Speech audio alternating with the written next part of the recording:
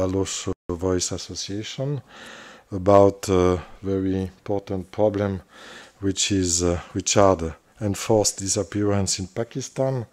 So we have many speakers, distinguished speakers, and that's a pleasure, if I can say, to get you here at the Geneva Press Club to speak about this problem.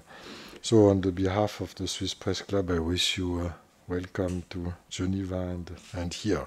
Even if we are not so many in the room, people are following our press conference by networks, on the networks, and so we are, as you know, now we have more people following on the yes, on the networks, social networks than physically, but it's important for international topics like yours today.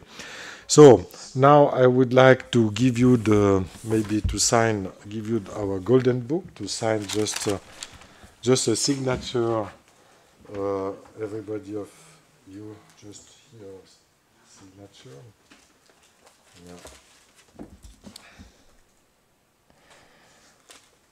You can write in any language. There is no limitations. Yeah. Mm-hmm.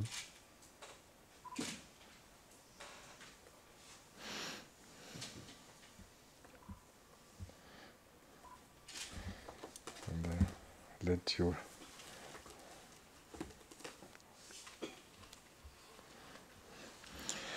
And moderation will be done by Mr. Munir Mengal. So I let, after the signature, Mr. Mengal introduce the speakers and the topics. Yeah. Mm-hmm.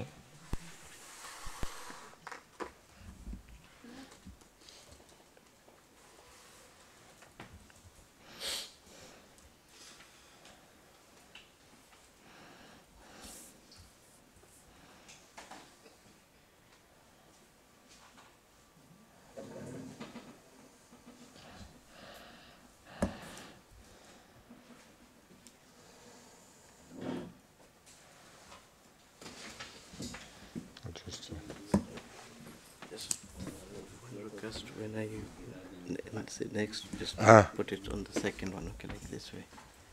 When I say next, this like this. You wish that I yes, okay. Please.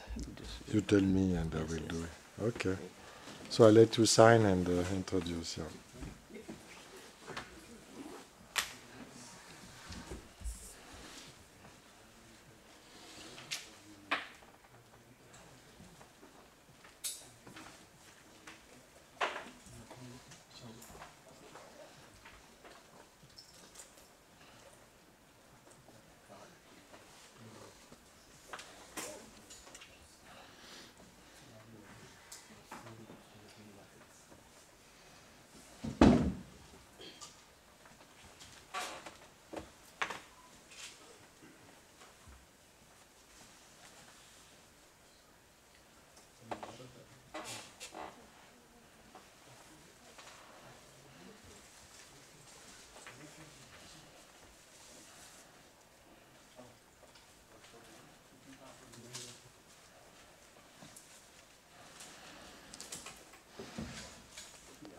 So good, Mr. Mengalia. Just push the button when. Yeah. Thank you, Mr. Director. So I, on behalf of my organization, Baloch Voice Association, welcome you all for coming and attending this press conference. Actually, the aim of this press conference is to share the pain of our people, the sufferings of our people which are suffering back at home. We, ourselves and our people back at home are deprived of media. That's why we are present over here to share, to present the status of our people, the status of human rights situations over there back at home, not only in Balochistan, but in the whole region of Pakistan, that how the Pakistani state forces are treating the people over there.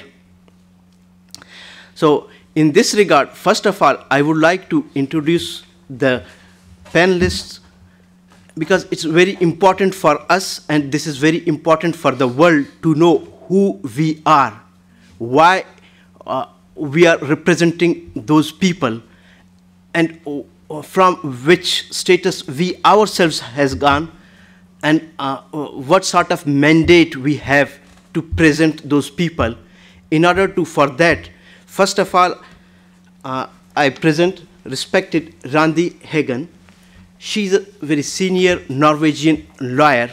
She has gone to Pakistan twice to present the case of a Norwegian citizen, Ehsan Arjumandi, who was gone missing, was disappeared by force by the Pakistani forces in front of many witnesses in 2009, and till date we do not know, neither his family members nor her legal representative knows his whereabouts. So she will express how the Pakistani institutions treated her, and what the state institutions are really doing, either to protect the life of a person or to know the whereabouts of a person who is a Norwegian citizen, who is a European citizen. She has raised this issue, the case of Ehsan Arjumandi, at UN at various times, and she has taken it to the Norwegian governments. So she has a great experience to know, and she can express the realities of the legal aspects of the cases of enforced disappearances over there. Now, sir, move. So this is the picture of Ehsan Arjumandi, about whom I was saying, and whom she's representing, that he is a Norwegian citizen, and his only crime was just to express his feelings, and he got a visa and went back at home to visit his relatives, and till date we do not know about his whereabouts. So next.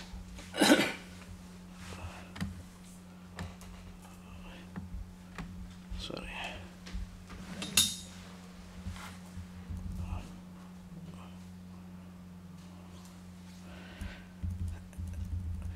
Then we have a great personality with us who is called as Mama Qadir Baloch. Mama is a title which has been given to him by his people, by the people of Balochistan, for his great efforts. As a respect, all of us say him as a Mama. He is also regarded as Gandhi of Balochistan for his peaceful efforts to know the whereabouts of the Baloch people who were victims of enforced disappearances. And for that, in order to know the whereabouts of the Baloch people, he has suffered a lot. He himself has lost his son, Advocate Jalil Reki, only in the fight for the rights of the Baloch people. He has organized several protests, that's called camps for Baloch missing persons. For more than 3,000 days, he has been protesting in front of various press clubs back at home over there. And he has led a march that's called Walking from Quetta to Karachi and then to Islamabad. So that was more than 2,000 kilometers. He has marched 3,000 kilometers. He has marched with females. He has marched with kids just to raise the issue of enforced disappearances over there. And he himself has set on hunger strike. So I have some photos of him, so which will show the reality, because a photo tells thousands of words. So this is the picture of his son, who was initially disappeared by force by the Pakistani state forces, and then his dead body was recovered in the desert on the roadside like this. So this is the picture of Jalil Reki, Advocate. He's the son of Mama Qadir Baloch. Sir, next. Then this picture shows the struggle of Mama Qadir over there. So he is the man who has struggled over there in front of the forces only for the rights of his people. So here are some pictures where we see he's protesting at different various clubs, and then this is a picture of long march from Quetta to Islamabad for the safe recovery of the Baloch missing persons. So next. There are some more pictures. From this picture, everything is clear to everybody. Who is he and what sort of mandate he has to represent those people, and why he's speaking so, and what he wants, and why he's disappointed over there, and why he has came over here. So in this picture, he is lying over there while he was in hunger strike at Quetta. So, sir, next. In that you see a small guy. He's Burak Baloch, his grandson, whose father was initially disappeared and then killed. He is a heart patient, and still he accompanied Mama Kadir, he accompanied the Baloch, he accompanied the long march of the Baloch people for the safe recovery of the Baloch missing persons. So, next. So there, in Balochistan, he is seen as a sign of struggle against the oppressors. He has struggled against the oppressors eye to eye over there in front of them. So he is a sign of struggle over there. Then, respected Naila Qadri, she is family known as the Iron Lady of Balochistan. So there are few pictures of her from which you can see while he was back at home, there she has struggled. So in that's a picture of Balochistan. That's not a picture of here.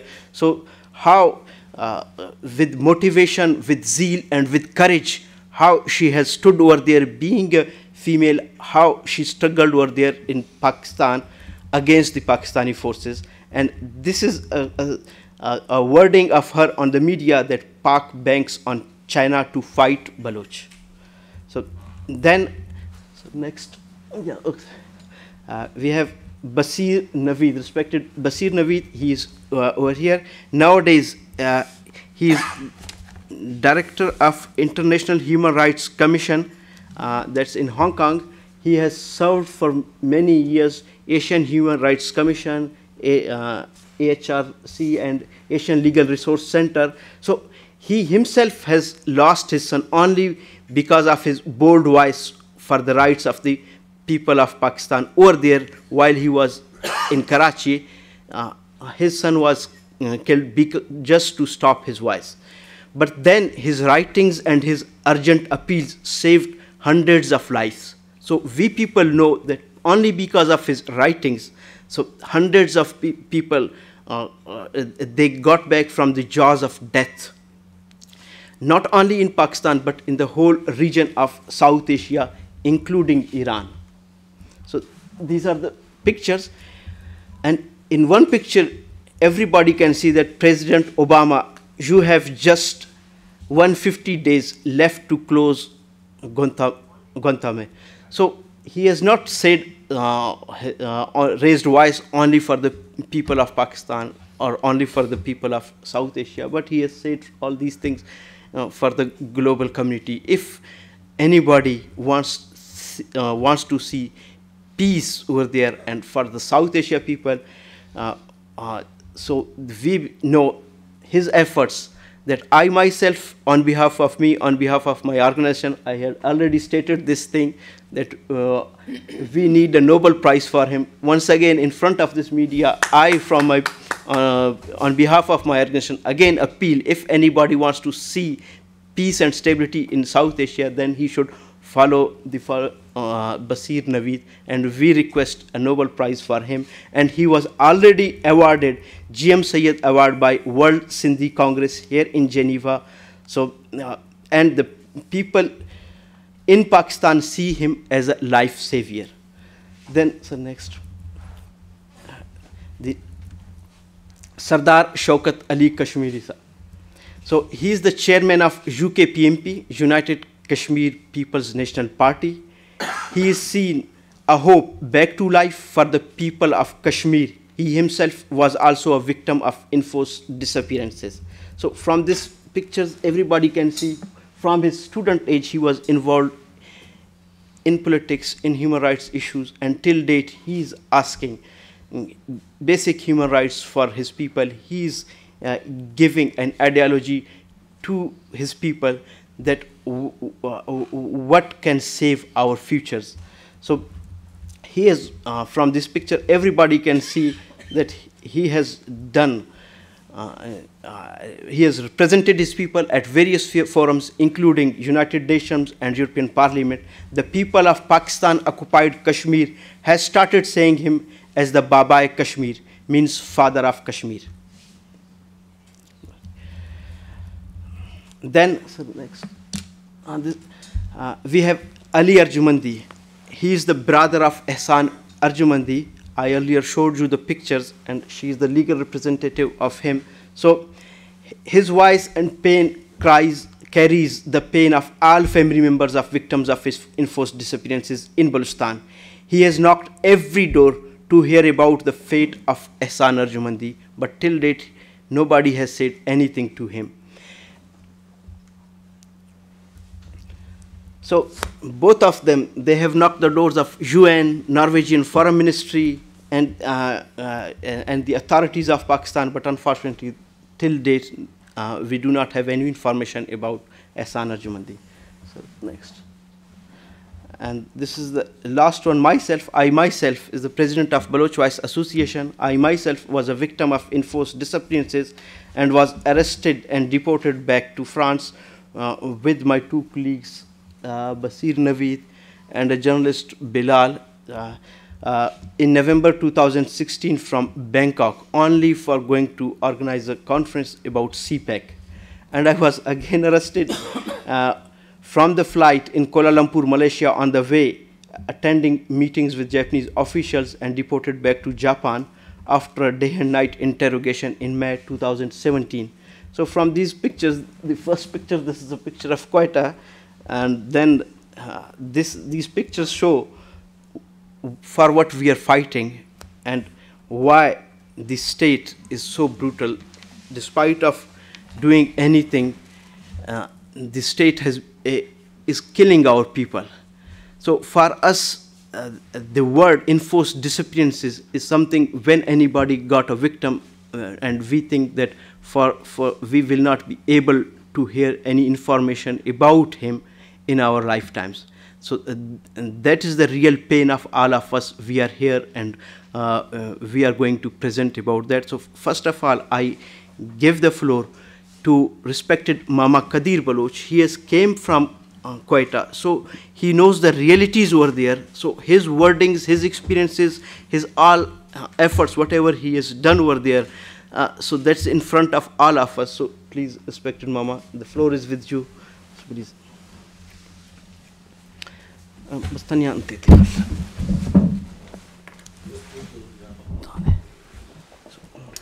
He will speak in Brohi, so I will translate for. Kanapin kere Mama Qadir Baloche, I kere tena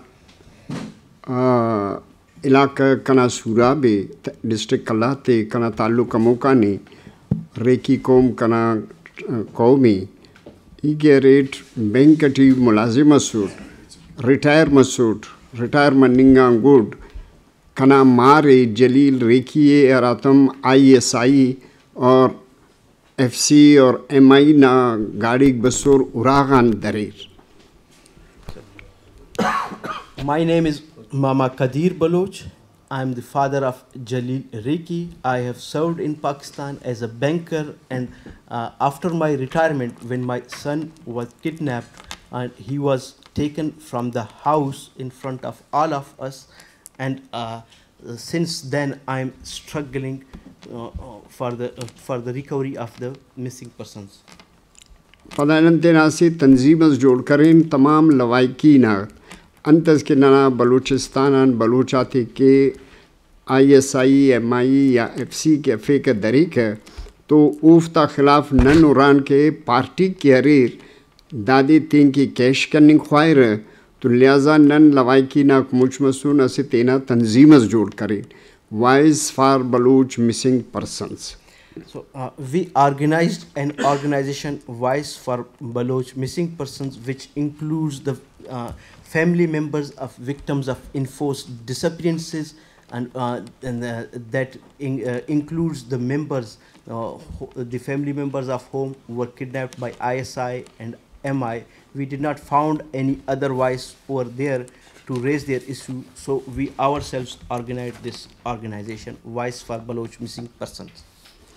तो नंतेना कार्य में के शुरू करें ओका दुनी 2009 अठी none असे प्रोग्राम्स जोड़ करें के यरन दाफ्ते के दासा नन असे भूख हड़ताली कैंप रैली मुजाहरा प्रेस क्लब क्वेटा ना अंतन शुरू करें तो तकरीबन अवली को और नना 10 किलोमीटर डिग्री कॉलेज जान तक क्वेटा इसका अवली को नना रैली शुरू मस तो ठी कम अज कम 5-6 हज़ार बंदा न तो शामिल मसूर. So we started rallies and protests over there. Our first rally was started from Quetta Degree College to the Quetta University, and that was about 10 kilometers, and more than 5,000 participated in our first protest or first rally over there. पता दा तंजीम ना कह रहे अराक के बंदगाती अफेनो दरीनो उफ्ता कह रहे हर डिस्ट्रिक्टी family member आतान ऐसे coordinators none मुंतखब करें ताकि अराड़ी के बंदगाती नना अफरा दे रहे या उफ्ता लाश्ती बिटर या उफ्ते टारगेट किलिंग के रहे उन्हें फ़ौरन इतलात सुर नन कह रहे दफ्ते तेना लिस्ट ना सूरत दफ्ते नन जोड़ करें और लिस्ट तेना मुरतब करें कि ताकि गवर्नमेंट नन या पूरा दुनिया ही दफ्ता बार नन मालूम की. Our organization nominated one coordinator who belongs to the family member of a victim of enforced disappearances from each district of Balochistan in order to get information. The forces over there, they kidnap anybody or they throw the dead body, mutilated dead body of any missing person, or they receive the dead body from the other sources. So we used to collect data through this way.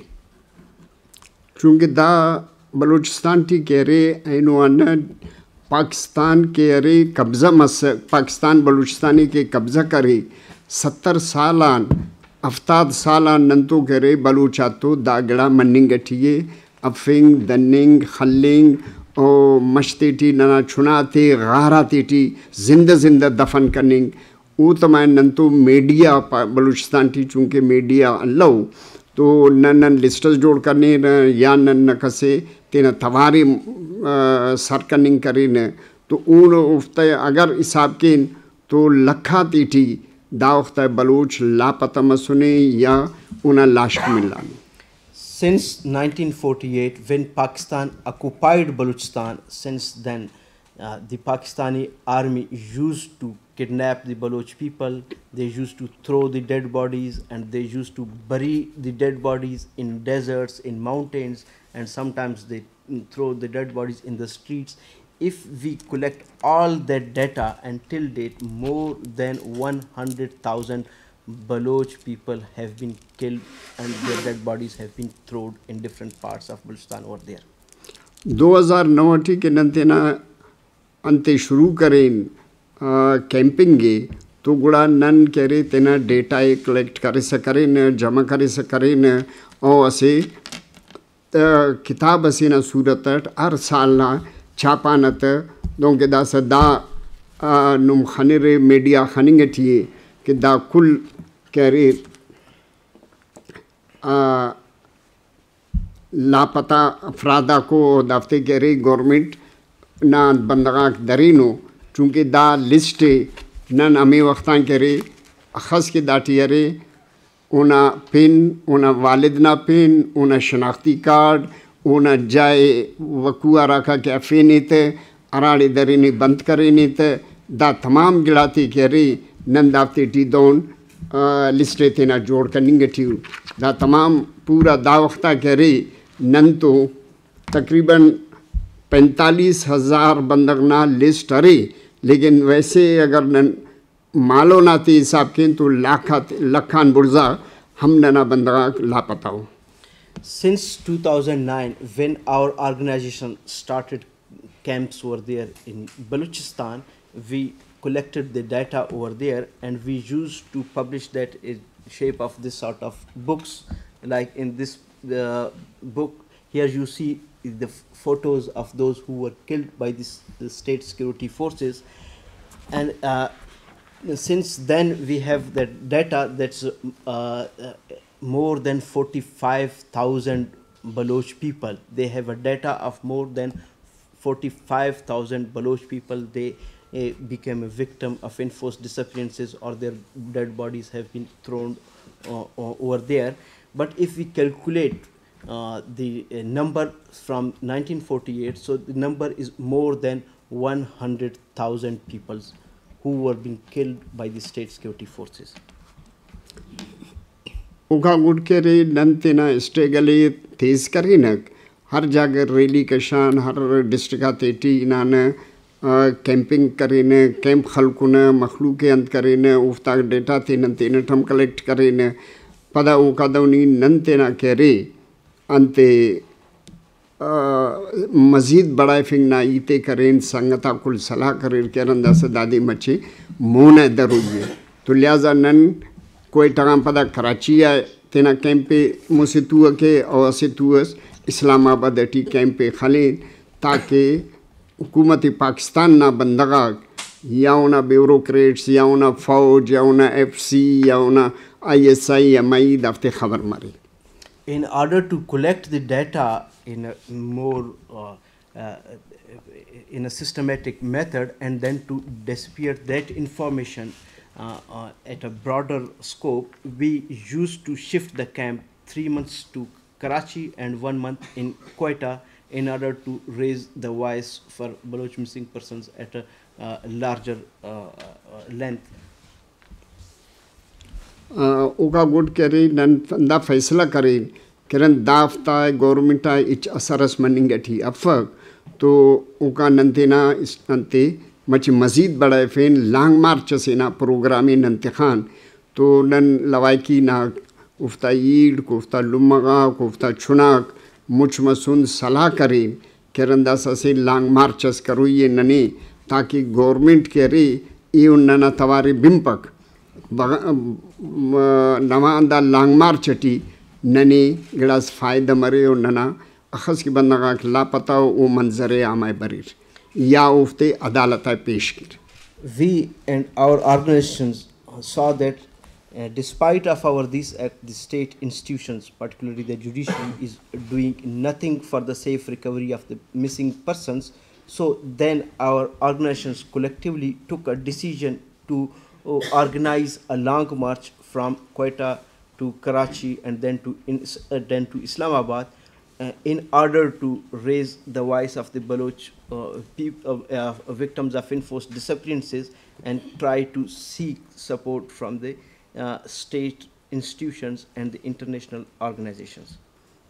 उगा good पदा none लांग मार्चे के शुरू करें कराची या बसुन तो Karachi T none उड़े दे इंतज़ार करें कि नवानन तो बड़ी गवर्नमेंट ईतस के या पाकिस्तानी एजेंसी बड़ी नन तो ईतस के कि निदाखस 750 किलोमीटर कोयटान कराची का लांग मार्च करें उस नी अंत ख्वाहिश है लेकिन उनका बावजूद हम गवर्नमेंट इच खबर लो कि दाड़ी गिलास मसुने या चुना या नाड़ी नन तो असे लांग मार्च करें नो दाना तादाद तकरीबन कराची नंसर मसुन 1.5-2 लाख बंदक नन तो शामिल सक. At the first stage, when we marched from Quetta to Karachi for more than 700 kilometers, there we stayed for more than 10 days in order to, with the hope that the state institutions or anybody from the state organizations will come and listen to us. But unfortunately, nobody came to listen to us, and we came with a number more than 5,000, Panch sir? More than 3,000 people, they accompanied them in that long march, and they welcomed that at different towns. But unfortunately, nobody from the state institutions came to hear them and why they have marched from Quetta to Karachi. Padan Karachi and Islamabad ki long march te na darin to Sindh nane bahaz respect mila ate ki Sindhi te हम अफिंगटी हो और सिंधी ता मखलूक हम लापता करेंगे हो और उफ्ता हम लाश ते बिठेंगे हो तो सिंधम नन तो 7 तेज और तकरीबन हज़ारा तेटी तकरीबन 40,000 50,000 बंदक नन तो ननान तेटी शामिल मसूर लांग मार्चटी. At Karachi, the victims of enforced disappearance of Sindh people, when they saw this effort, they also came and joined us with the hope that because their loved ones were also disappeared by force, so close to more than 3,000 to 5,000 Sindhi people, they also joined them in their long march over there from Karachi to Islamabad. सिंधना की बार्डरन Punjab border सरमसुन तो पंजाब पटी के नने सख्त तंग करने शुरू करे नन परेशान करे नने ट्रक्का ते चढ़ाए फिर नने ISI धमकी तेज नने MI धमकी तेज उगड़ा था हम नन परवाह कतौन पदा नन मुल्तान कैंटेक सरमसुन उड़े ननिया नना न्याड़ी था तूफक का शारक के नुम दाका तेना लांग मार्चे वापस कबो और Mona नन्नुमे लेपन. When we crossed the border of Sindh province to Punjab, so when we entered into Punjab, there we initially received threatening messages, and there the security forces threatened us. They tried to kill us through lorries and trucks. They were sending messages that the lorries will attack you. And then when we reached in Multan, there the cantonment people, they pointed their guns to our females, threatening them that they will kill you if we move ahead. So go back, otherwise we are going to kill you. तो बहरहाल नने दा मंजिल तय करो ये इस number नना दा का जनाजा का किनोर वापस लेकिन नन वापस इम्परो नग नन आर सूरत नना पुर अमनो लांग मार्च से नन मनता इस्लामाबाद कान नन पाकिस्तानी तो मिले पन बल्कि नन यूएनओ ना ऑफिस नन ख्वाही सुने यूएन ना ऑफिस नन कान यूरोपी यूनियन ना 30 ममालिक ना बंदगा बसूर अमरीकी जनरल कौंसल नन ख्वाही फे उफ्तो नन इस्लामाबाद टी दा मुलाकाते करो यस नने करेनक. So we were so determined that despite of those threats, we continued our march. Our march was a peaceful march towards Islamabad because we were determined to go over there and meet with the representatives of the United Nations, with the representatives of the European countries and the European Parliament, because we got messages from more than 30 countries representatives over there to hear our pain there at Islamabad. Islamabad की none सरमसुन तो उन्होंने BBC ना अंतक दरेर studio है कि नमा interview करो ये तो उन्होंने इड़ेनान पदटी पदा भी ISI वाला नना एलो ख़वातीना ते थ्रेट करने ना और अफिंग ना कोशिश करे लेकिन नन उका जुए सरमसुन UNO नन टेलीफोन करें UNO पारे के नुम परेशान कपब होते ने कना स्टाफ में गाड़ी तो बरे नुमेदा से संभाले तो गुड़ा नन ओ खातना बच्चान वगैरह नने हम इस्लामाबाद टी ISI अफेक दरे के या लापता करे के या बेउरमती बेइज्जती है ना करे के. When we reached to Islamabad, there BBC reporter, they contacted us and they asked us for an interview. So we went over there, and while we were sitting over there with the representatives of the BBC media, the Pakistani forces ISI and MI, we got information that they have planned to kill us, and for that we informed the UN officials over there, and then they said that we are sending a vehicle, so do not worry. And so we got in that vehicle and we got saved by this way, because there our lives were also at stake and there was a plan to kill us at Islamabad. Wa good carry nana lang marchang ud dafta ichu asaras tamito. And despite of all that long march, there was no effect on the Pakistani state institutions. None of them acted or did anything for the safe recovery of the missing persons. Padanan ke wapasiya ke basun tugda wo afinge aur khalenge zyada kari. Despite of that, they started, killing and disappearing the people more vigorously. So from these pictures, you see that after our long march, they started killing the people. So here are some photos that how they kill our childs. There are more photos. This book has been published by them, The Brutal Counter-Insurgency and State Terrorism of Pakistan. It contains pictures, the dead bodies of the Baloch people who were killed by the Pakistani forces.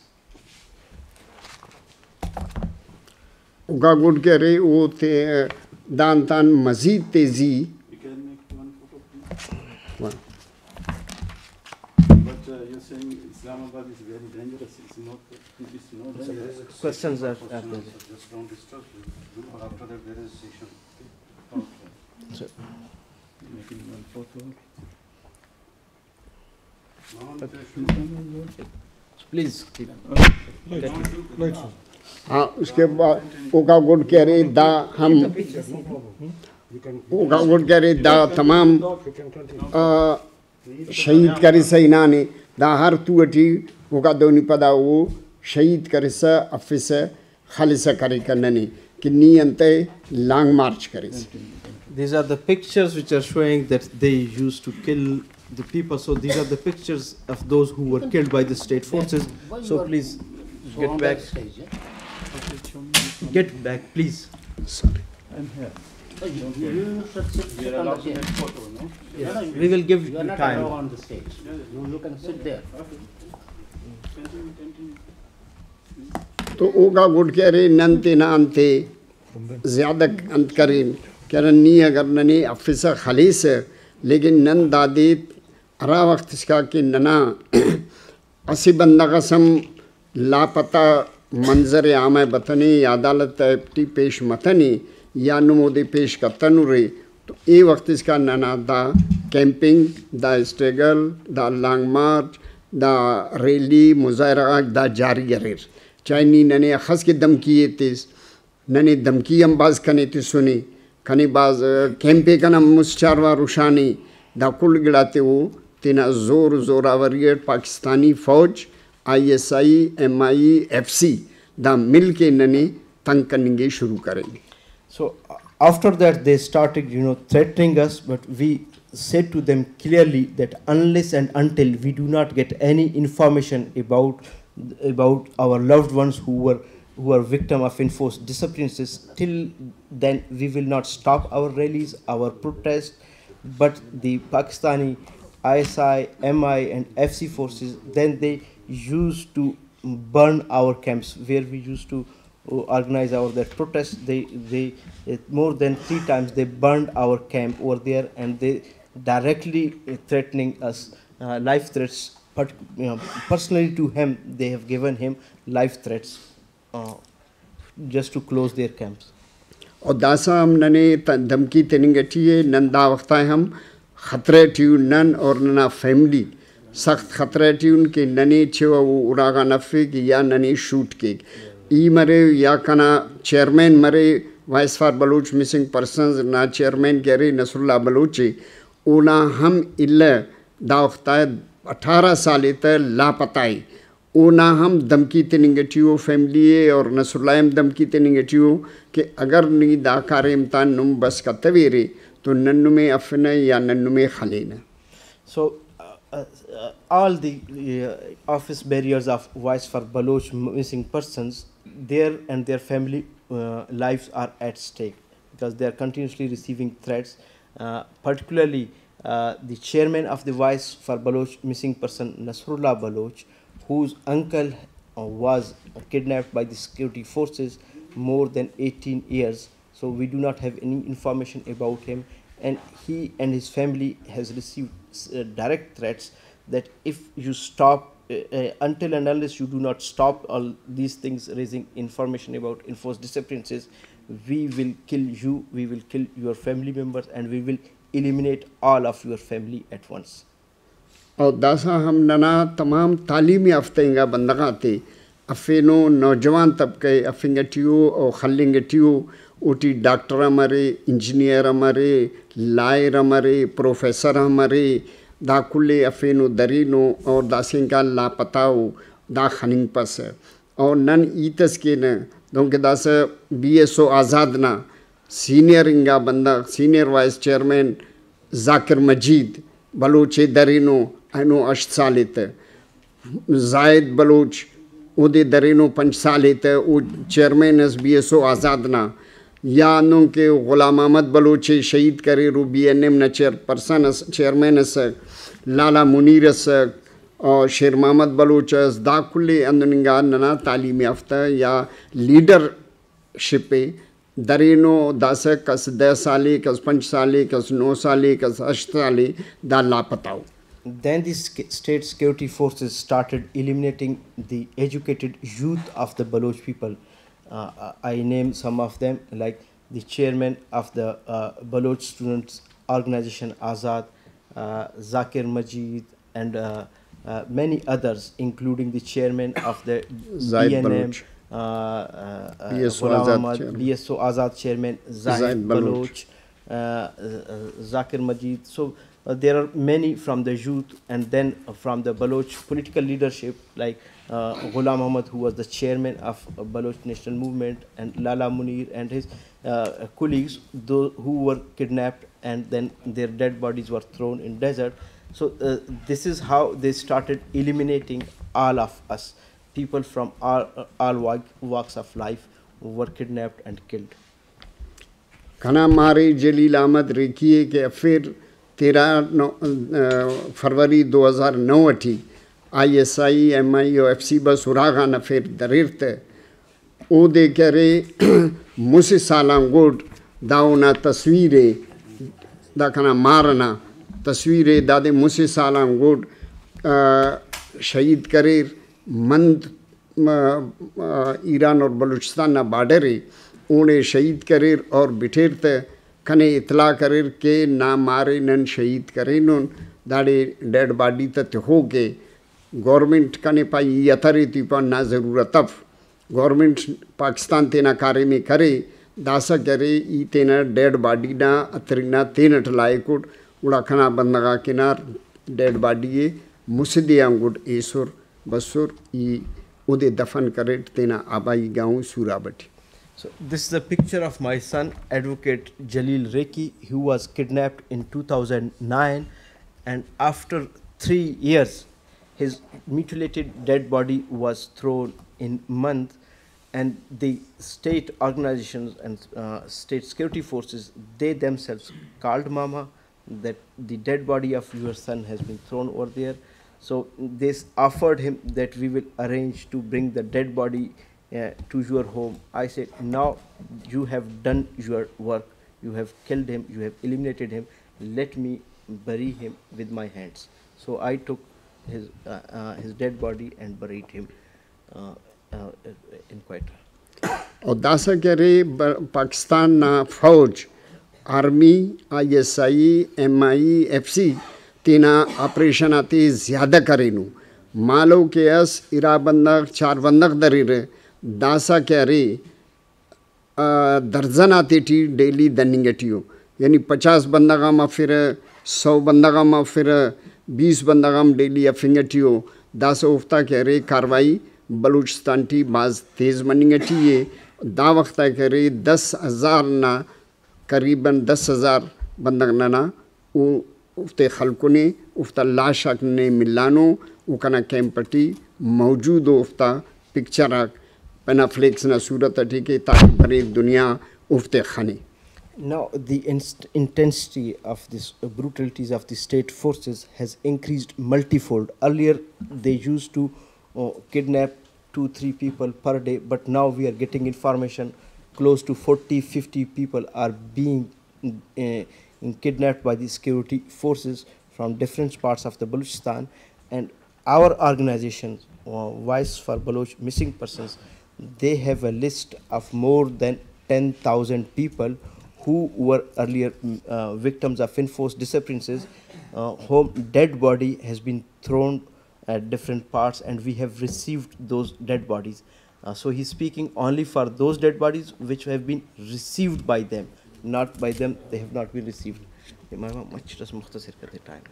eno paga kere malo lashte bitige dasa kere o lashte bitingati yafak dasa kere o arkasi ke khalik او فتا اجتماعی کبراتی جوڑ کے کا کڈاتی T دفن کے تاکہ کسے معلوم ہو.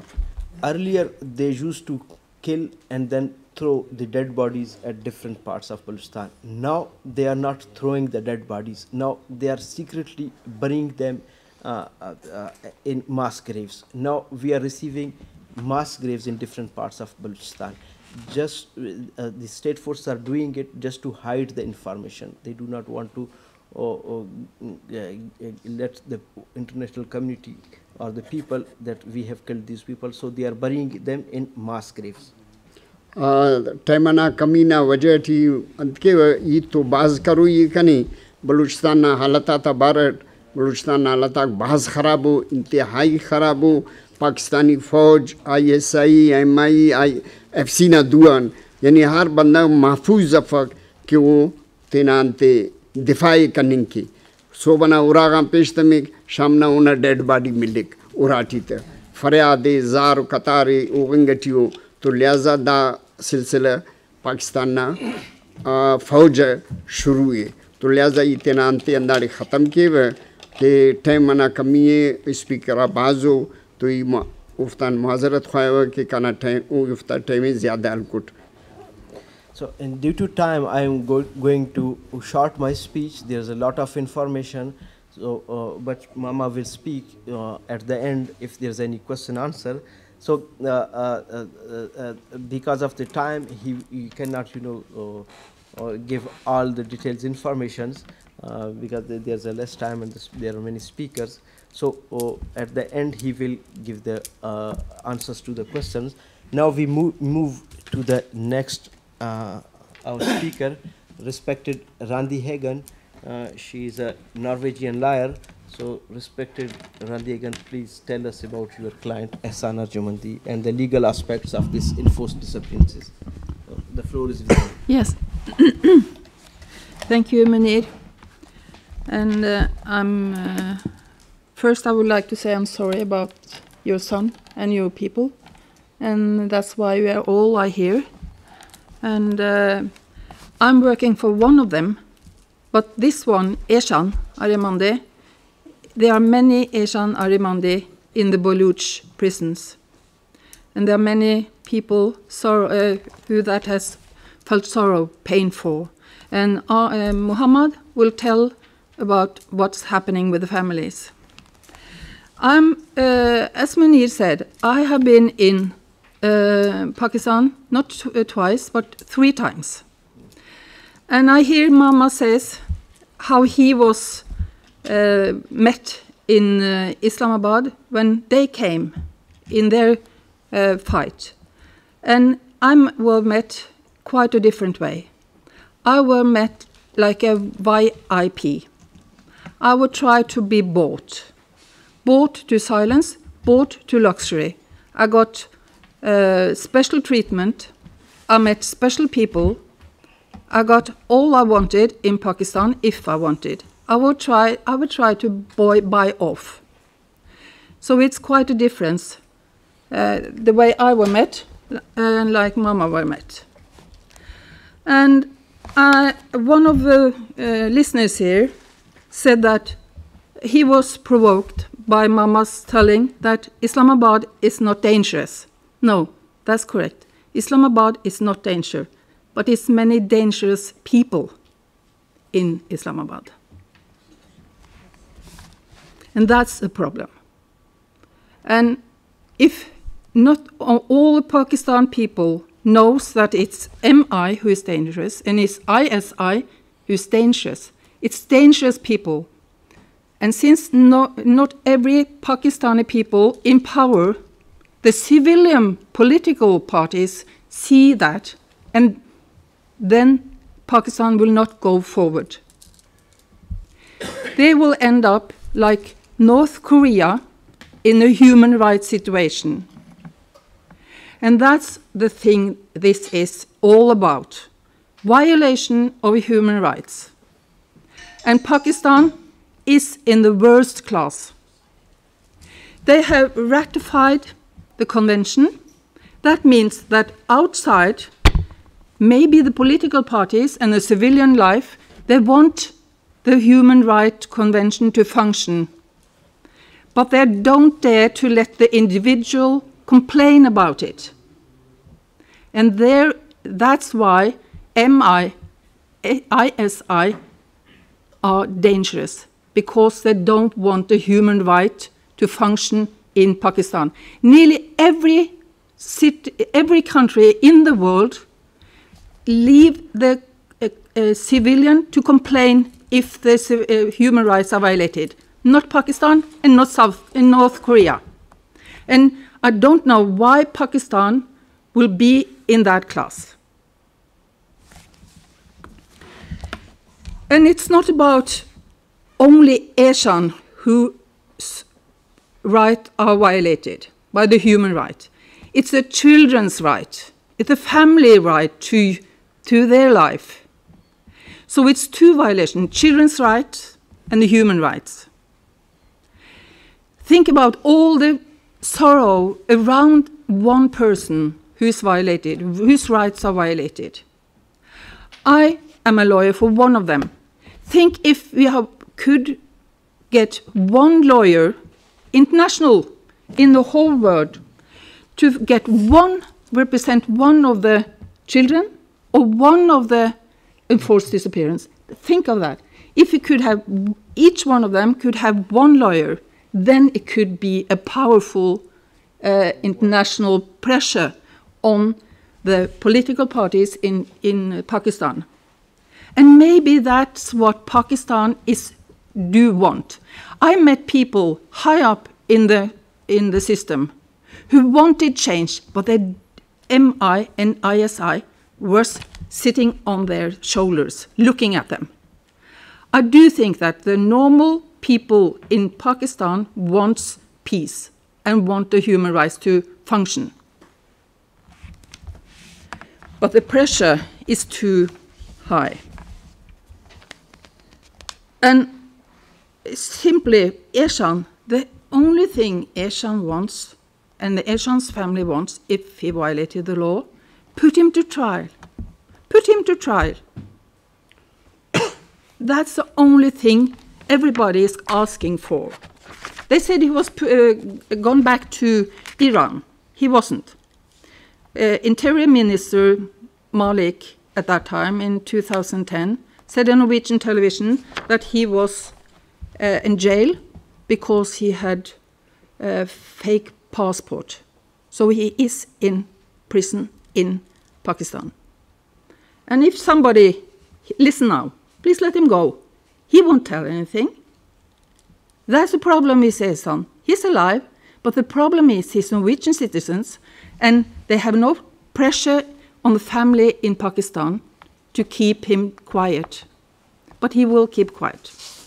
And I reckon if somebody in this audience is from the MI or working for the ISI, tell the people in charge, or if they listen, tell them, keep him. The one who keep him, let him loose.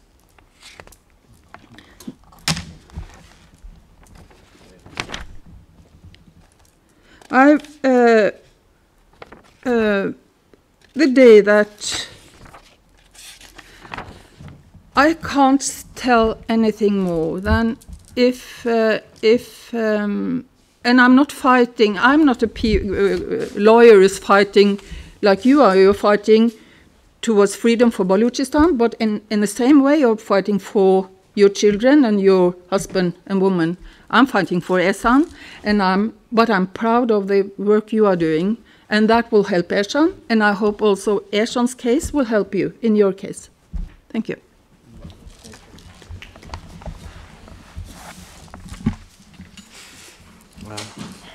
Thank you, respected Randi Hagan. Now I give the floor to respected Sardar Shaukat Ali Kashmiri.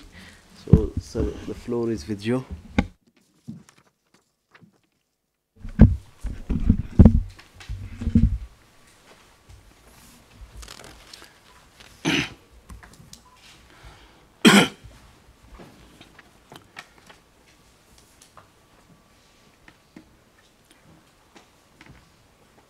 Mr. Mama Kadir and all the learned friends. First of all, I would like to thank you, Mr. Manair Baloch and Voice of Baloch, who organized such a wonderful press conference and collect all those who have very different and special experiences in different regions. Before, I would like to say something. I am also a victim of enforced disappearances. Not only one time, but professionally I was attorney at law, and I was General Secretary of the Bar Association, District Punch. I was just asking the government of Pakistan, ladies and gentlemen, you know, my motherland is divided into two parts. One part is under Indian administrations and the other part is under illegal occupation of Pakistan. Why I am saying illegal occupations? Because United Nations Human Rights, United Nations Security Council examined the role of India in Pakistan, and it was declared by the Pakistan, it was United Nations Security Council, and asked Pakistan to withdraw its all troops and those peoples, those Pakistanis who enter in Kashmir for the purposes for fighting, should be withdrawn. It is the responsibility of the government of Pakistan. My fault was that I was asking Pakistan, I was trying to examine the role of Pakistan in the context of Kashmir. Since student life, I was peaceful political activist, human rights activist, but I was kidnapped, illegally facing solitary confinement.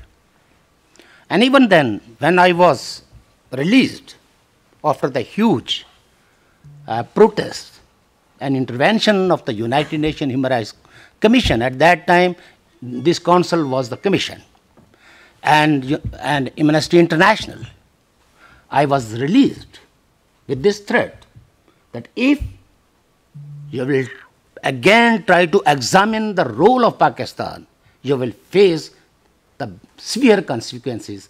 Not this time you will be kidnapped, but you will be killed with your family.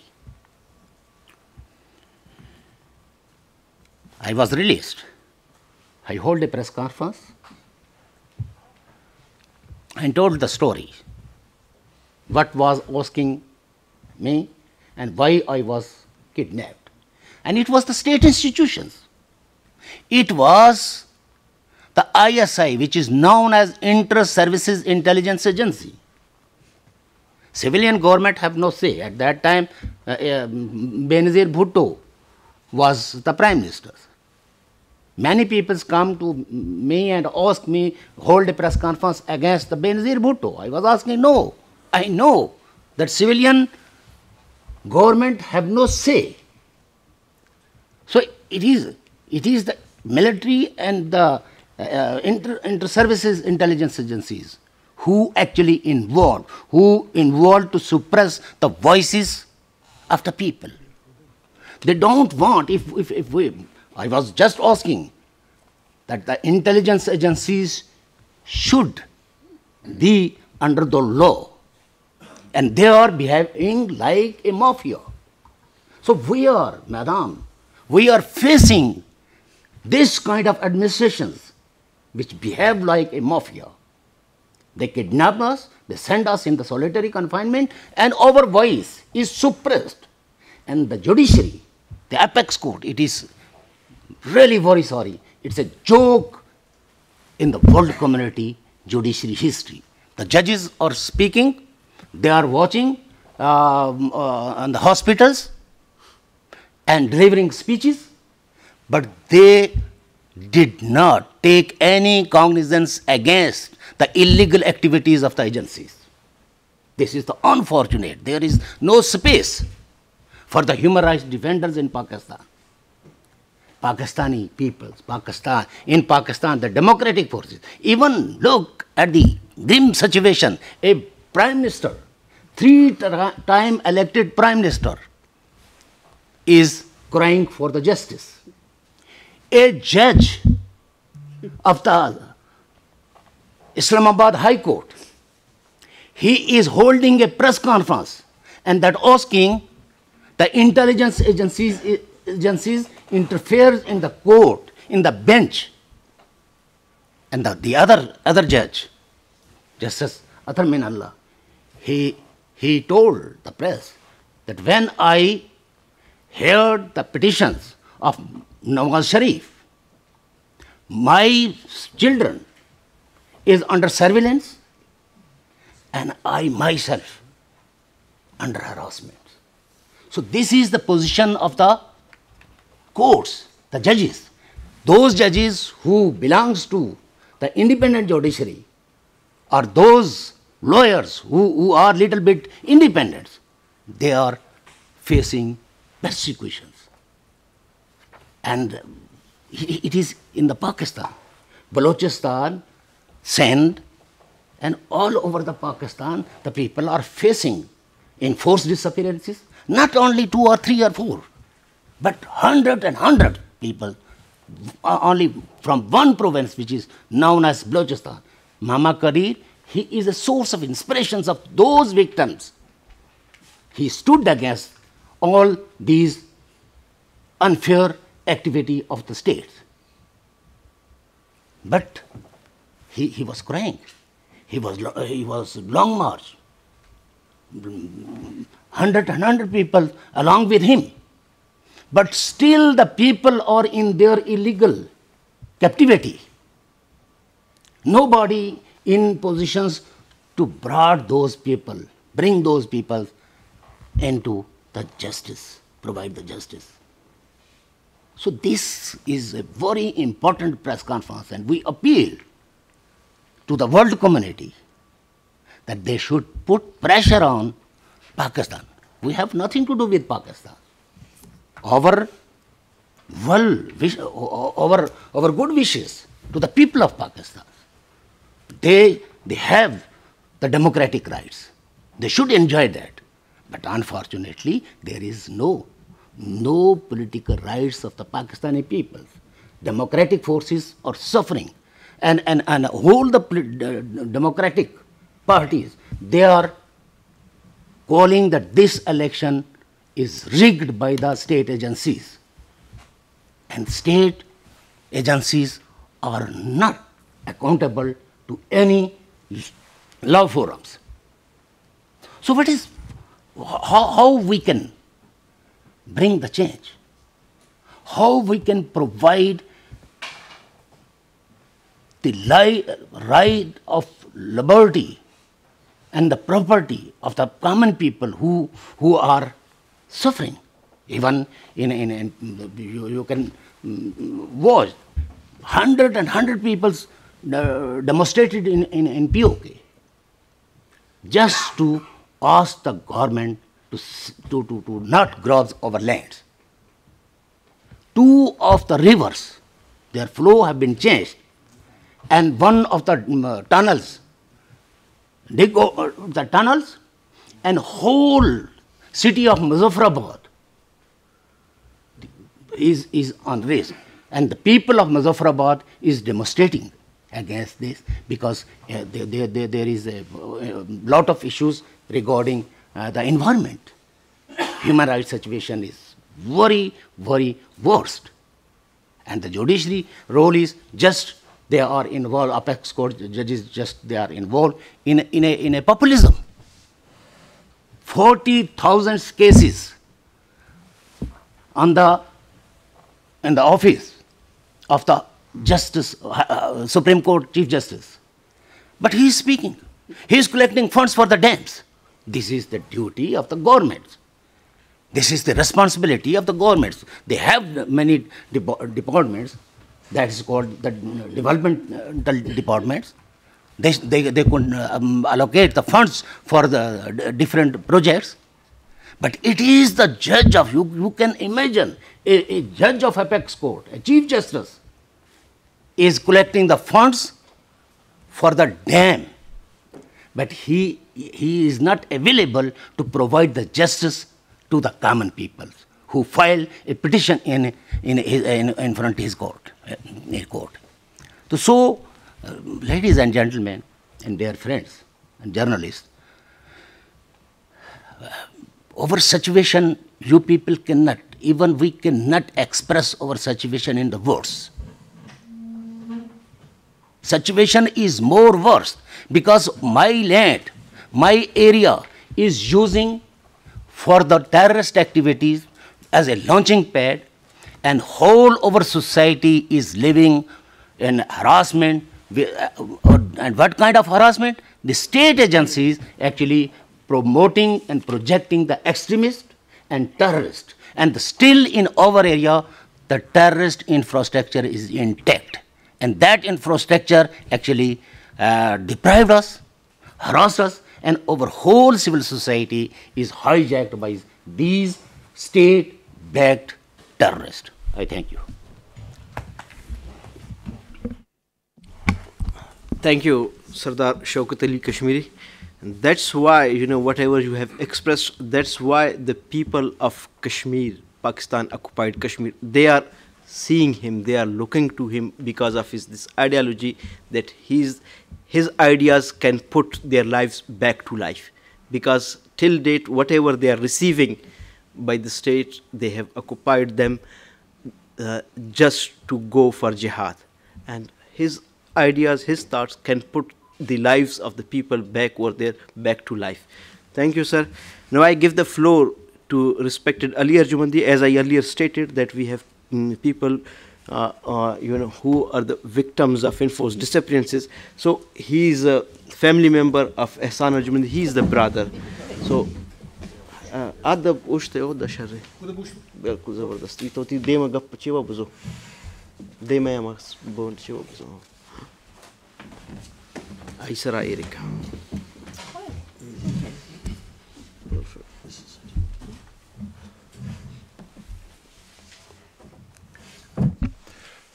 I thank Baloch Voice Foundation, Mr. Munir, and also Geneva Press Club and Swiss Press Club to giving us this opportunity to talk about the most important aspect of life, of man's life, which is the right of life. And as we know, the human rights, we have come, the humankind have come to understand that the human rights is beyond any boundaries, sovereignty, or state interest. It is fundamental. It is basic. An individual is a brick of the society. Each individual is a brick of the society. Each brick breaks, the society breaks down. My brother went to Pakistan 27th July 2009 just to visit relatives. He had not committed any crimes, as far as I know. And since Pakistan has not proven, I believe that he has not committed any crime. because Pakistan has kept him hiding. What Pakistan has to keep the people hiding, it means that he has stakes there to keep the people without bringing them to justice. In all these years, what I have gone through, his 3 little kids have lost their father for 9 years. Day by day, they are asking, oh, uncle, everybody has a father. Where is our father? Does Pakistan think by such crimes it will go off longer? While we have nothing to do with Pakistan to leave or go under. That's not my business. But as human beings, we expect that he should have been tried in a court if he had committed any crime. Mr. Rahman Malek, 27 July 2010, in an interview, told the Norwegian reporter that Ehsan has come to Pakistan with fake ID cards, which is totally bullshit because we have all documents, his passport, his visas, his tickets. He got visa 25th July in Pakistani embassy in Oslo. His passport, his visa, everything is with the Norwegian embassy. So a minister of Pakistan, interior minister, openly lies. What we should expect there. We have nothing to do with Pakistani people, government, whatsoever. What we expect, respect the norms of the society, after civil society, after international community. I have gone, me, my family, my kids, his kids, my mother, my sisters, my brothers. If you count them, my close family is around 300. One suffering has caused the sufferings of 200 others. All of them have gone through this pain. They are going daily. If he was killed, they told us, okay, he is killed, it was finished. It was one man's life. But when it is going to years, years and years, days and days, it is unbearable. You may read these sufferings on papers, you may listen them or hear them on TVs, on radios, but when you bear them in your body, that is something else. You should feel it. You should feel it. When Pakistan is doing such things with hundreds of thousands of Baloch, does this country will survive? Did the British colonialism, which claimed that India is the crown of the jewel, survived? Did the Soviet Union with 17 republics with such crimes did survive? Or many others we can name, go on. But the matter is that Pakistan has a huge intellectuals, a huge potential to be an economic power, to be a human resource for everybody. But when it is being ruled just for 3 or 4 intelligence agencies, it will not survive. It will not serve the humanity. It is 70 years Pakistan has been created. It has not stood on its feet economically even one day. Why? Because they have not allowed the democracy blossom. It has not allowed the people to rule. We have their neighbor, India. They have not allowed even one day military come to power or intelligence agencies to rule there. Where they have come? They are serving the humanity with the intellectuals, with the IT experts, with the scientists. So I ask the Pakistani intelligence agencies, establishment, whatsoever they are who are in power, respect the rule of law. Respect the human rights. It is a suffering. When you press one man, you have pressed, in my case, the closest is 200 people. 200 people have about, multiplied by 200, then it will be maybe 4,000, 5,000. So you are making enemies of nothing. Respect the law. The Baloch have a right. The right to their own land, if they are demanding. While me and my brother do not belong to that part of Balochistan, we belong to the western part of Balochistan. We have nothing to do over there. They are doing their own struggle.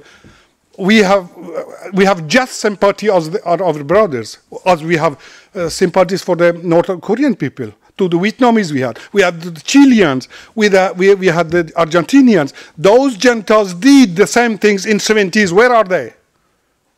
You are doing the same things as the Gentiles in South America did, or other parts did. It will not help you.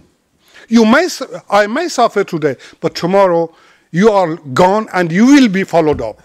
It is not good for anybody. So these sufferings are beyond, this is most hardest speech. Wherever I go, I have to explain. These pains, it is physical pain. It's not just telling you. You don't know what's going on inside me.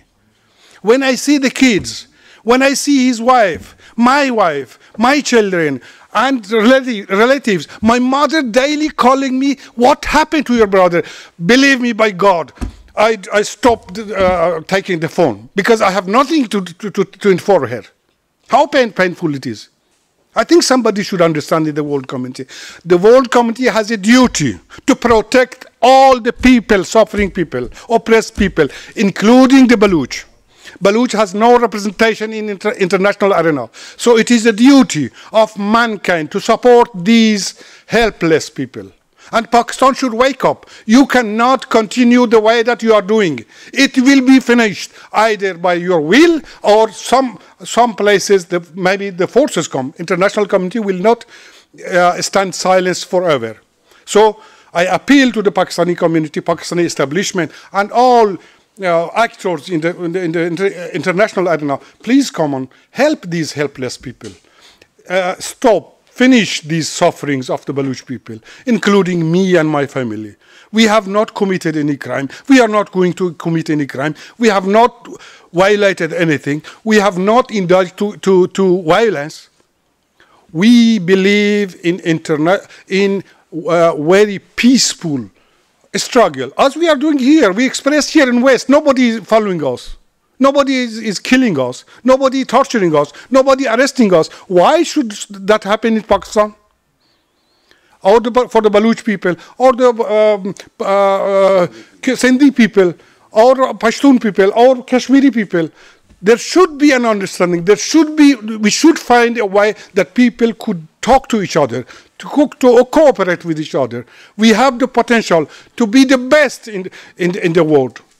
But violence will never bring peace. Violence will bring violence. So please stop it and finish this matter. I thank the panel. I thank everybody who came here to give sympathy or report what we said, whatever. Thank you very much. Thank you, respected Ali Arjumandi. And we all are in solidarity with these appeals to follow the rule of law. And certainly there are no words, because we ourselves have gone through that process. There are no words to express the feelings, the pains of being a victim of enforced disappearance. Thank you. Now I give the floor to respected Basir Naveed, who is the Executive Director of IHRC, International Human Rights Commission. That's here or there? It's up to you, sir. Okay. Wherever you like. Thank you very much. And I am from International Human Rights Council, Hong Kong. It is regional organization working on the Asia, particularly about the South Asian countries.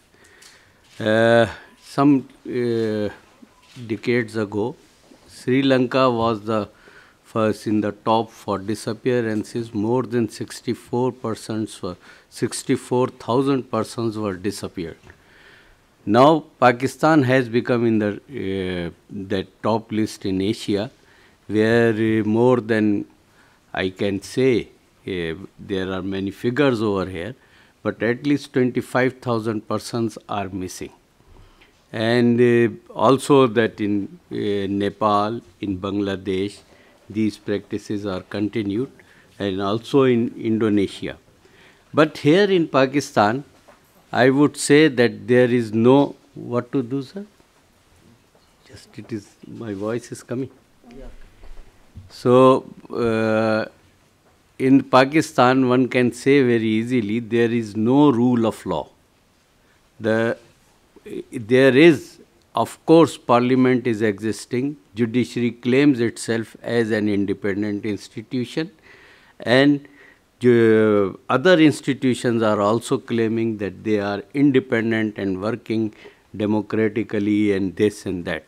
But the military is the supreme body and which has all the powers, which is controlling the whole country. Now, how a man is disappeared in the presence of judiciary, parliament, and other institutions? Because this is a total failure of the law in the country. There is no rule of law.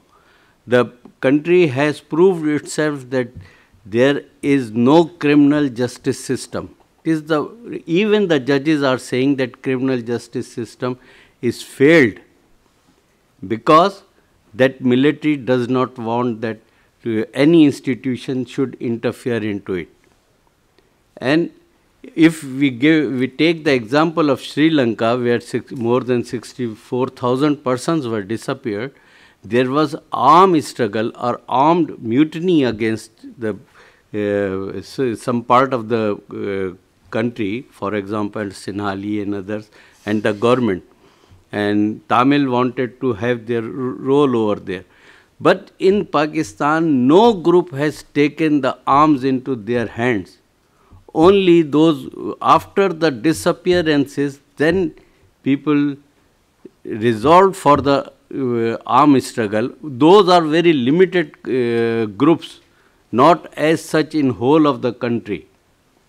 But the state started itself people to provoke or incite for the armed struggle. This is the reason, and now it is being said in all over the world that there are some armed groups. But they are not. They are ready even to talk with the government, to have their role or to have their grievances to be heard by the state. But here it is the case, a different, totally different case, that the state itself and the military has resolved to take the violent way to deal with the political issues of the small provinces. And this disappearances is not limited to the Balochistan, but in every province it is continued. Even that ruling province of the Punjab, it is also continued there, where the bloggers are being arrested and disappeared. And the judges themselves, as my friend said, judges themselves say in the court proceedings that if I don't follow the orders, then I would be disappeared. One judge has vocally said in the open court, and Chief Justice said that we will take action against you. No, not going to listen the grievance of the judge, but to behaving like the military dictator. So, in the 2012, the UN Working Group on Disappearances visited the Pakistan, and there the government has agreed with the suggestion of the WGID team that they will criminalize the disappearances. It was in 2012, and since then it has not been criminalized. And even that since 2008, when this council, United Nations Human Rights Council, was formed, and countries got membership and elected as the member. So Pakistan 3 times in the Universal Periodic Review pledged before the UN that it is going to abolish the torture and going to stop the disappearances or criminalize the disappearance. In both the cases of the torture and disappearances, government has not criminalized both things, the custodial torture and the disappearances. Why? Because the military does not allow that one. Military has, if you believe what I have recorded or made surveyed and our team made surveyed, is that more than 60 torture cells are running in the country by the military itself. Among them, even the armed forces, not only military is the dominating factor, but the armed forces, 3 armed forces are running their own incommunicado centers, detention, illegal detention centers and tortures. This is the figure, and since 2008 when we have exposed these centers, government has not denied in any forum, not even at the UN consuls when we have given them this, these are the torture cells. So this is a recognized matter, and enforced disappearances has become endemic in the society, that it is no problem. Anybody can be just suspected of doing such things and disappeared. So judges are sitting there. And there is also a commission of inquiry on enforced disappearances. That chairman has, since I think 2012, there was this commission was formed. Since then, not a single person was recovered from that commission. It was headed by a retired justice of the Supreme Court. Now he is heading a National Accountability Bureau. And recently, he met with the Prime Minister Imran Khan, and after that meeting, he went himself to congratulate Prime Minister. Now, this is the judicial working of our system, that judges are going to congratulate personally. So he went and congratulated, and then came out, he said, not a single person is disappeared. He is the chairman of the commission, and commission has come out with a statement just 2-3 days ago of his meeting that 5,300 or more than those numbers of people are disappeared. But he says it is just a personal grudge between the people, or vendetta that civilians are kidnapping. This is the man who is doing, who was the chairman of that commission of Osama bin Laden when he was caught. So his report has still not come out. This is the way how the country is being dealt. Now this has converted into a kind of, you can say, illegal detention center or incommunicado center. And I can say here, if I go through how to prove that military is so powerful and not allowing the civilian governments. So this disappearances started in 2001. One tailor master, a simple tailor master running a shop, in 2001 he was arrested and disappeared. And everybody was saying that he is in the illegal detention center of torture. Even the governor of that time in the Balochistan said. But till now he has not been recovered. And since 2001, this is started, and Musharraf was very happy, General Musharraf. After that, Zardari government has come in 2008. Now the way, the method of disappearances and dealing with the disappeared persons has changed. In Zardari government, they were arresting, and within a week, they just kill and dump the body of the disappeared person. The military was running parallel system, the frontier corps, it is called as the core of the military. And what they were doing to eliminate the evidences of all the disappeared person. The same, when Nawaz Sharif came in 2013, the pattern has been changed.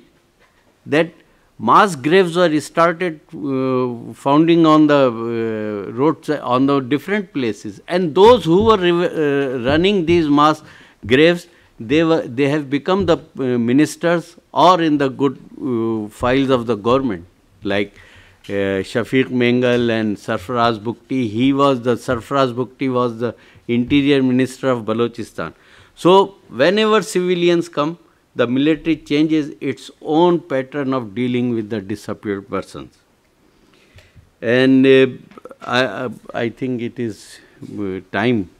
So I will go and say that before my counsel and maybe all my friends will second it, that Human Rights Council should suspend the membership of the Pakistan till they come and they recover the disappeared persons, or they should criminalize the enforced disappearances and torture. Till that time, membership should be cancelled, or if they want to continue, they can suspend the membership of Pakistan. And what is the purpose of international criminal court or justice court? When it is reported in UN and everywhere that disappearances are there, so why they are not taking? Because it is said that when you cannot get the justice from every institution in the country, from judiciary and everything, so international justice court or criminal court can come and deal with that. So we demand these two things, and particularly to cancel the membership of Pakistan, to stop enforced disappearances and custodial torture. Thank you, sir. I ask all the panelists, do you accept and exceed this thing? If yes, so raise your hand, because this is the media, so everybody must know that whatever Basir Naveed has requested with respect to human rights issues, we all exceed his this resolution. So thank you, sir, for your great deliberations. Actually, this is the issue. Systematic violation of human rights is a serious crime over there, and because of this, the people are suffering over there. And I may add, something, that while Pervez Musharraf was there, Aftab Sherpa was the Interior Ministry. These were his own wordings in the media, that we have kidnapped more than 4,000 Baloch people. And then during the People's Party government, Rahman Malik was the Interior Minister, and his wordings in the media are that more than 13,500 people have been disappeared by force by the security forces. And this is what we are asking, that if the state representatives, they themselves, they are claiming that their organizations are involved in enforced disappearances, so please follow the rule of law. Now, at the end, I give the floor to respected Naila Qadri, the president of the World Baloch Women's Forum, and after that there will be a session for question and answers. So, respected madam, the floor is with you.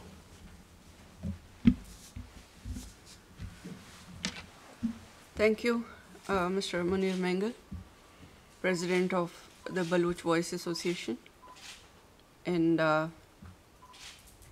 Mama Qadir,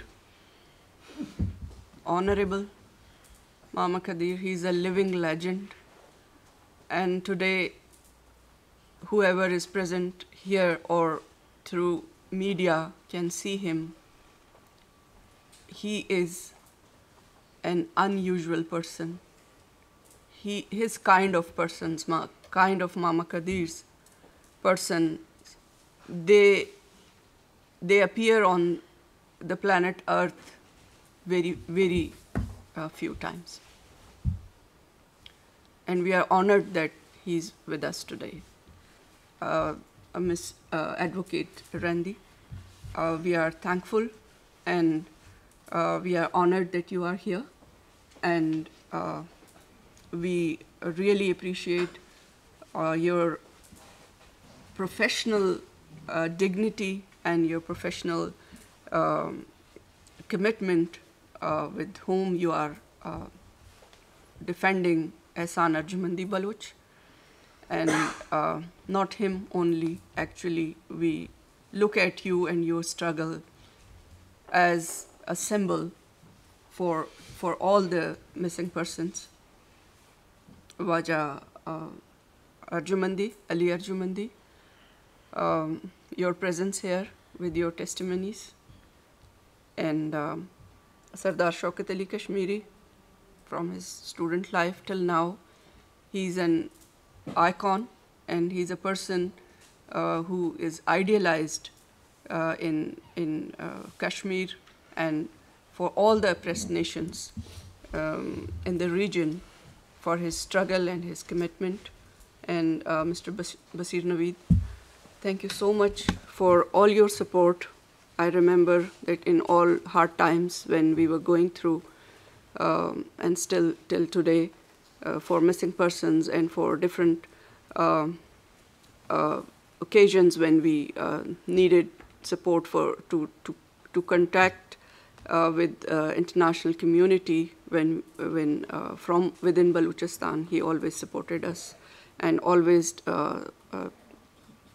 he played a role to raise our voice till the international communities can hear us. I thank you to the lawyers and the journalists of Switzerland and this press club of Switzerland, Geneva, to provide us an opportunity to be here and speak for our people. I thank you, Mr. Sultan Saab, to be here, and we are honored that your presence and your blessings are with us. Actually, when Mama Kadir started his long march, and his historic long march, I don't know why Guinness Book of World Record has not recorded it till now, because it's the only long march of its kind on this planet Earth. That small kid, a small kid and few girls and an old man marched more than 3,000 kilometers to reach United Nations. He never said that I'm going to the Parliament of Pakistan, or I'm going to the GHQ, the General Headquarters of Pakistani military, where all the decisions of Pakistan are made. No, he said, I'm going to UN, to United Nations, and I'm marching just to take their attention. So today, from that day, he started his journey from Quetta, Shal, Balochistan. Today, Mama Kadir actually reached Geneva. Mama Kadir reached to United Nations. And his presence here is saying that voice of missing persons, missing Baloch's voice has reached, his long march ends here, not in Islamabad. It ends here in Geneva. Is here anybody who can listen? Is here anybody who has ears, who has the guts to listen what's going on in Balochistan? It's not a situation that can be expressed in words. Ms. Randi said that, very rightly she said that every missing Baloch should have a lawyer. It means we need 100,000 lawyers. According to Mama Kadir today, he said that the figure has been exceeded to 100,000. And the Balochs, the 40 million Balochs of the world, are going through a great depression, because no Baloch has a right of life. No Baloch has a security. Every Baloch mother knows, before we knew that, oh, if my son is getting younger, as his mustaches are coming, he will be a person to be abducted and killed, because Pakistani state and Pakistani army, they hate Baloch. But now we cannot wait for our sons to get adult. Now they are coming and taking our children. Now they are coming and abducting our women. They are raping Baloch women, and they are throwing their raped, mutilated bodies with all shamelessness. Where is international community? Is any international community exists? Is there any United Nations exists? Where was United Nations when Balochistan was occupied by Pakistan? Balochistan, a free, independent, sovereign country for 700 years. We were never a colony of British. We were an independent country until until 27th March 1948, when Pakistani forces raided Kalat, our capital, and occupied the country of Balochistan. It is responsibility of United Nations to give back our sovereignty. Here you have listened, the people belong to Pakistan. We don't belong to Pakistan. We are Baloch people. But the people who belong to Pakistan, or sometime they did, they are saying that judiciary is a joke and the state of Pakistan is a joke. Let me tell that if Pakistan was the best country in the world, we still had the same demand of sovereignty. It's not the question that Pakistan is good or bad. It's the question what we as Baloch people have the right. And many times Pakistan has proved that they just need the land of Balochistan. They need our gold, they need our oil, they need our minerals, they need our deep sea ports to sell them to China, but they need our land for their proxy nuclear tests. The Chinese nuclear test they did on the soil of Balochistan, 5 nuclear bombs they blasted on the soil of Balochistan, and for 6 years there was no rain, there was drought. Still, the 90% of wildlife died in Balochistan. Millions of people displaced due to the radioactivity. And when I was as a professor of Balochistan University, I was on the roads when Pakistan announced their nuclear tests that we are going to do it in Balochistan. I spoke to my students and we were on the road. We said, how dare you? It's our motherland. Who gave you the permission to do it? If you want an Islamic bomb, quote unquote, do it in Lahore. Do it in your Pindi. You need it. We don't need it. You show it to India, you show it to the world, but you destroy us. And the first time I got the sticker of RAW, I didn't know what RAW is. They say she's RAW agent. Why? Because all the politicians, each and every person's mouth in Balochistan was shut by Pakistan. There was nobody who was speaking against the nuclearization. I was the only person. So she must be from RAW. I said, what RAW is? I don't know. And then I was thrown out of university.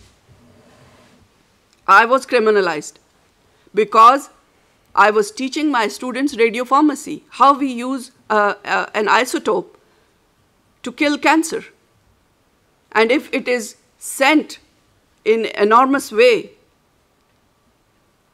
the radioactivity will destroy our waters, the radioactivity will destroy our air, and now you can see in Balochistan, you will see enormous number of kids, they are born abnormal with 3 eyes. Our genes are mutilated. Our genes are like the mutants are getting I mean, it's the hell of misuse of an occupied land Pakistan is doing with Balochistan. Who has given them right to sell Balochistan to China? If we stood up against them and we said that Balochistan is an occupied territory and Pakistan has no right to sell Gwada seaport or any part of Balochistan for any mega project or any CPAC kind of destructive projects. What happened? I myself is a testimony. I got beaten up. I got, as a professor, a university professor got beaten up by the idiots of Pakistan Army. I got imprisoned. And in the middle of the night, 1 o'clock, I was without any warrants, without any paperwork, I was detained. And in the middle of night in cantonment, a police station, I saw everything is just changing. People are running here and there. And then somebody said that IG police is coming to meet you. I said, this is not the time to meet anybody. Why he's coming to meet me here? If he'll come, I'll break his head. I don't want to meet anybody. If my right is, if I've done something wrong, take me to the court. Why IG police is coming to meet me? My husband was abducted. My husband is a filmmaker, and he was abducted because he was making a film on human rights situation in Balochistan, and because his bad luck, he's my husband. He was tortured in the notorious coolie camp, Quetta, for 2 years. This coolie camp was built by British to keep the Japanese war prisoners in World War. But it is always used for Balochs. From the day first Pakistan occupied Balochistan, each and every Baloch leader has visited coolie camp and been there, tortured there. So they tortured my husband for 2 years, and with the intervention of Amnesty International, he's from the last lot that came out from Pakistani torture cells alive. After that, Wajah Ghulam Muhammad's case was there. They kidnapped Wajah Ghulam Muhammad Baloch and Sher Muhammad and Lala Munir, and they thrown their dead body. They killed them, and their mutilated bodies were found. And after that, we never found any Baloch who they have taken. We never found alive. My husband is still a patient, and he's not able to live a normal life. There are many kinds of challenges he's facing and his family is facing. But the Pakistani military, they think that when they torture us or they dehumanize us and they dishonor us, if they think that this is the way to enslave us, they are very wrong. They themselves have been under the hoofs of the horses of the northern warriors, and they always bowed their heads in front of northern warriors, not Baloch. They don't know us. We are not Punjabis. We are not Pakistanis. It's that part of Punjab that always accepted slavery of North. We never. They changed their religion for them. We never. They don't know us. So today is the situation in Balochistan that by all the indicators, from making us others, massively killing us, and dehumanizing us, and then denial. From dehumanization till denial, all the indicators of genocide, whatever is going on in Balochistan fulfills the definition of genocide by the United Nations Declaration, by the United Nations Convention against Genocide. We demand here that, and we hope that the journalists of Switzerland, you will be our voice. Be our voice, because in Balochistan, journalism is banned. More than 50 Baloch journalists are killed by Pakistan Army. It's your duty, your professional duty, to raise your voice for Baloch journalists who have been killed just because they were fulfilling their profession of journalism. There is a total blackout. United Nations cannot enter Balochistan. No international community, no journalist can enter Balochistan. So this is like, if we are speaking here, our words cannot express the pain and the miseries and the agonies of Baloch people. But the genocide we are going through, the Great Depression, and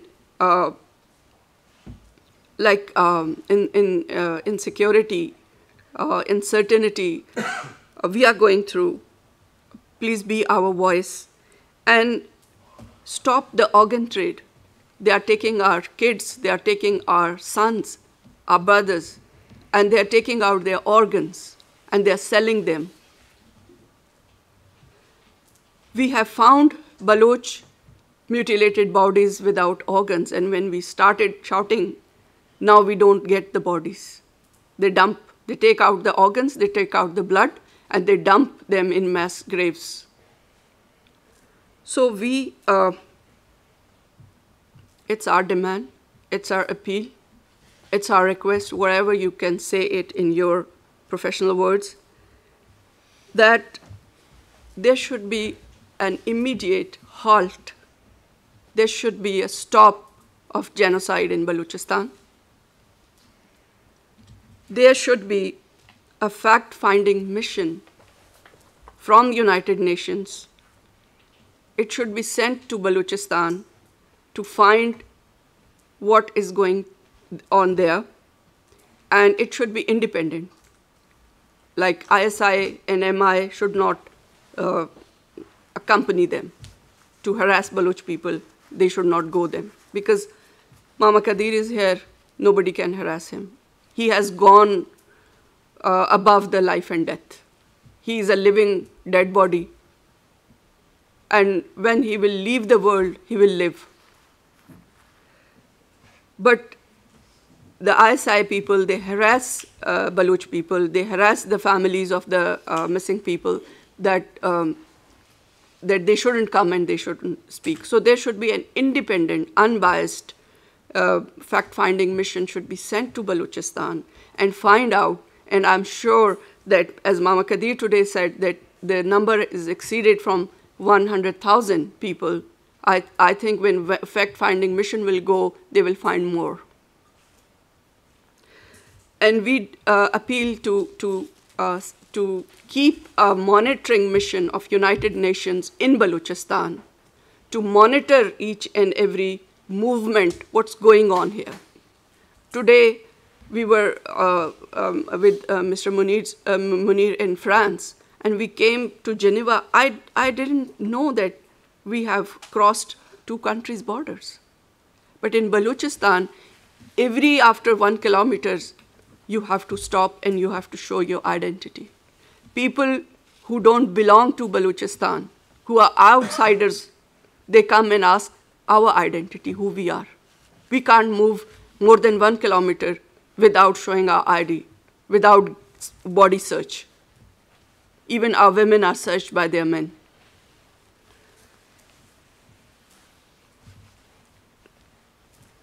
And we demand that when fact-finding mission and monitoring mission of United Nations, they find what they are doing with us, what they have done with us, and if they will be able to find the mass graves in the cantonments near the torture centers, please make them accountable, the war criminals. The Pakistani military generals are war criminals. They should be prosecuted. They should be brought in the International Court of Justice for their war crimes against the innocent people of Balochistan. I thank you, sir. Thank you.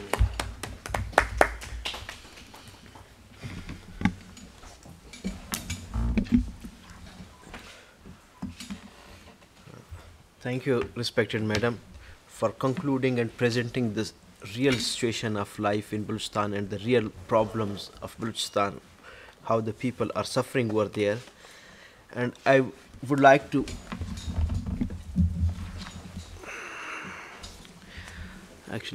make an announcement that tomorrow at 3 p.m. we have a meeting with UN Working Group on Enforced Disappearances.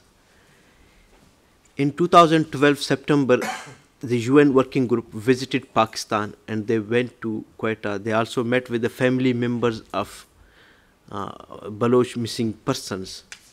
And Mama Kadir is the one who met them over there. They presented their situation.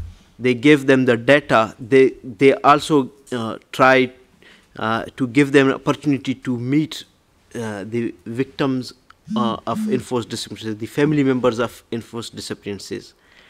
And then they were hoping that this organization, this institution will take steps for the safe recovery of those missing persons. And we also got a very detailed report from that working group and the hopes of all people from all walks of life, from the civil society, from everybody was hoping that this institution will do something. And after 4 years, we got a follow-up report by UN working group. And UN working group was highly relied on the commission which was made by the Pakistan for the recovery of the missing persons over there, that was led by Justice Javed and Basir Naveed. He has met UN working group several times just to get the follow-ups of that meeting and giving the details time to time. And we have met him last time, and again tomorrow we are going to meet him under the leadership of respected Randi Hagan. Actually, the main theme of that meeting is just to give a status just to about Ehsan Arjumandi, that what is the current status of him, and particularly what response the UN working group has got from the Pakistani state. What is the situation of this and what steps the Pakistani institutions has taken on the request of UN working group about the safe recovery of Ehsan Arjumandi. And all of us will try to give more information to that UN working group for the safe recovery of those who are victims of enforced disappearances. Now, if anybody has any question, so please first introduce himself, and if he's a journalist, he should, name the name of his organization. So please, the floor is to you. If anybody has any question, raise his hand, introduce himself, and then ask a question. Yes, please. Robert James Parsons, independent journalist based in Geneva. Over and over again, I have heard the intelligence agencies mentioned. It is well known that during the so-called jihad against the Soviet Union in Afghanistan, the United States took in hand, so to speak, the ISI and reformulated it according to its own needs, particularly that is the needs of the CIA. I don't hear anybody speak in the United States, but as far as I know, the ISI is still considered a CIA asset.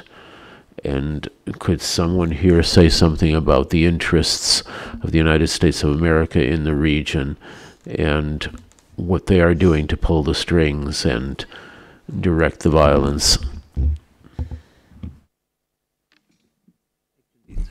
You want to get the current situation, what the Americans are doing currently, or about the historical? Well, they're there.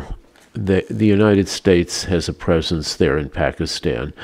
The Trump administration, you surely know, has criticized Pakistan and talked about cutting off military aid and so on, and that brings the military into it also. But the point is, the United States has and is maintaining a significant presence in Pakistan, and they don't do this unless it's to their advantage. So what is their advantage? What role are they playing here? In both in terms of the intelligence agencies and the military. Just with respect to this, I just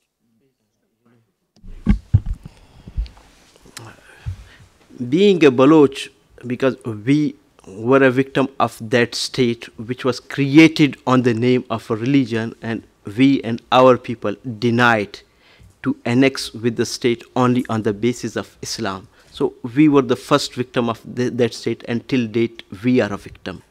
When initially we heard a voice that there will be, a global war against religious terrorism, the hopes of our people initially were also raised that this is a time that the world community collectively will do something to save us from this religious terrorism. But unfortunately, till date, what we see were there, these organizations, they have deeply penetrated in our areas.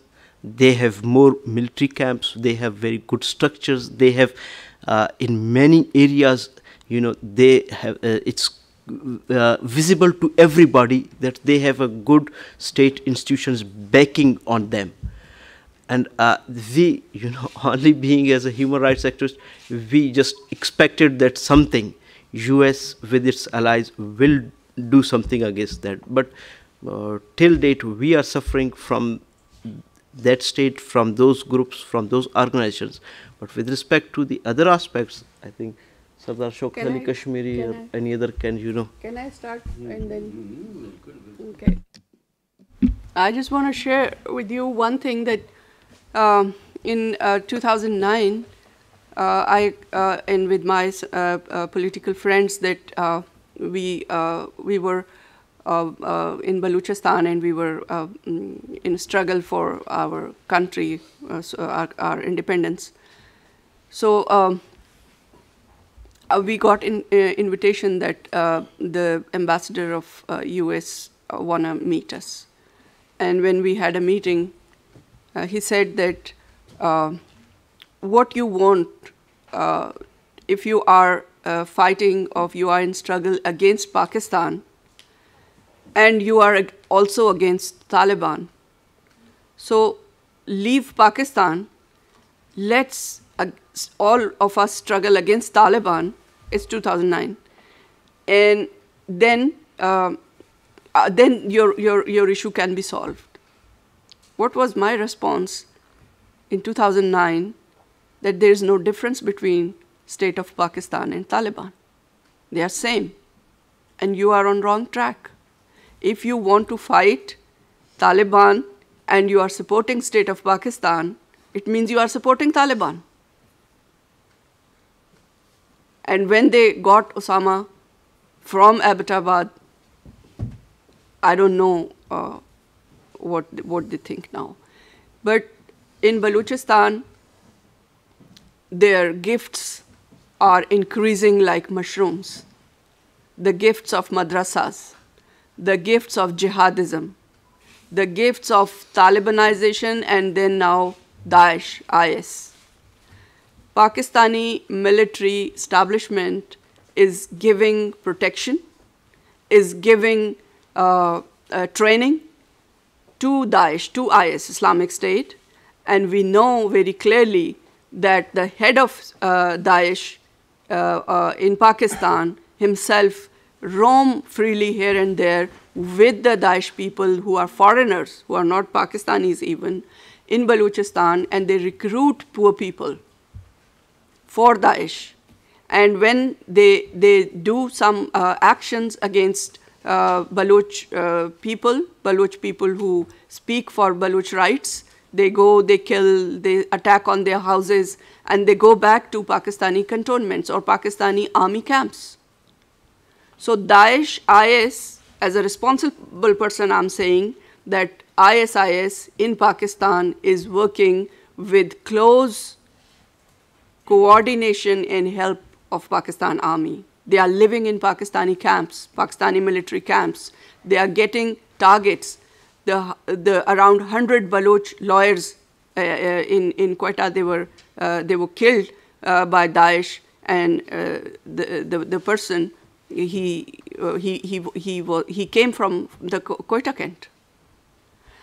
Many attacks on Baloch nationalists were done by Daesh, and they are protected.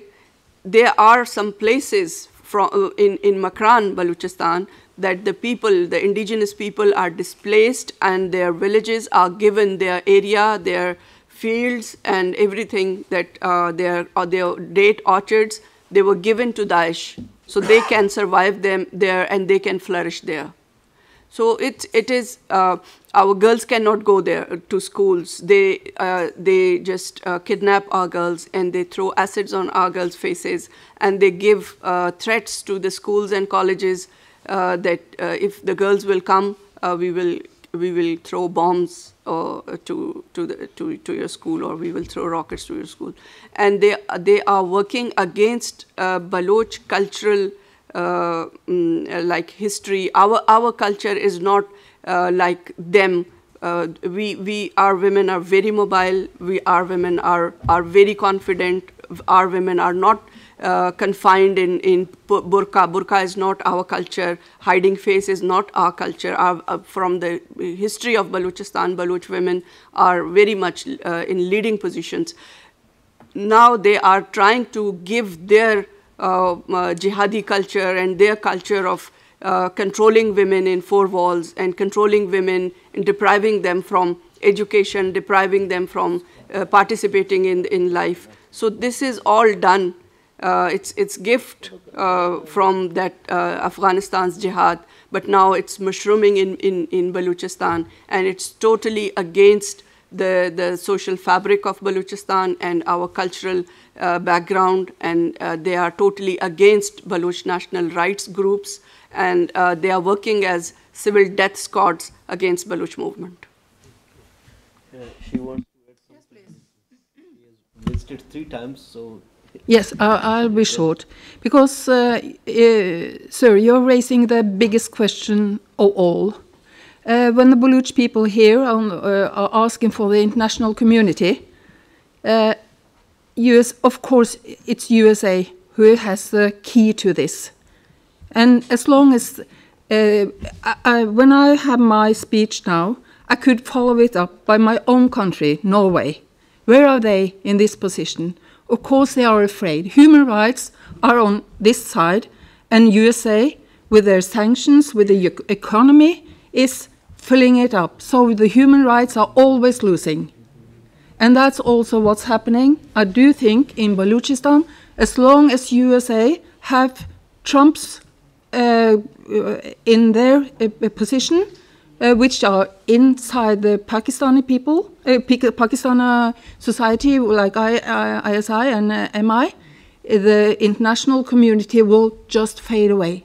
They don't dare to say anything because they are losing money. They are losing dollars, they are losing their euro. So they are cowards, and the human rights are losing. Thank you. The people of Kashmir, they have been a victim of this sort of religious terrorism. If I may, just a clarification. How many people are there in Balochistan? How many Balochis live on the Iranian side of the border? And how many people do you count in the diaspora? Do you have any statistics?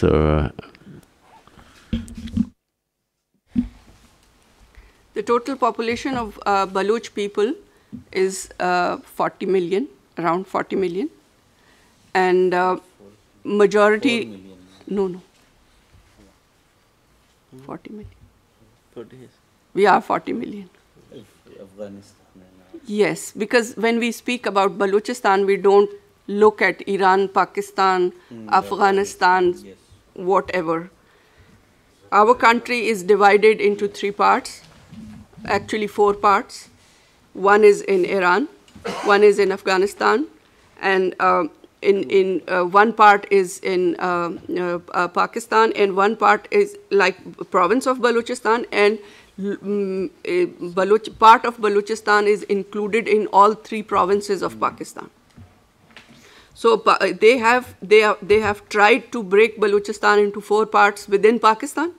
So they have taken parts of Balochistan into every 3 provinces, and the biggest province of Pakistan is still Balochistan. So like 55% of Pakistan's total geography is Balochistan. We from the Kambaran to Karachi. Kambaran is now it's called Bandar Abbas at the Strait of Hormuz. It's a Baloch port, and from the Kambaran till Karachi. Karachi was a part of Balochistan till British came, and it is administratively included into British India, and there are many other parts of Balochistan.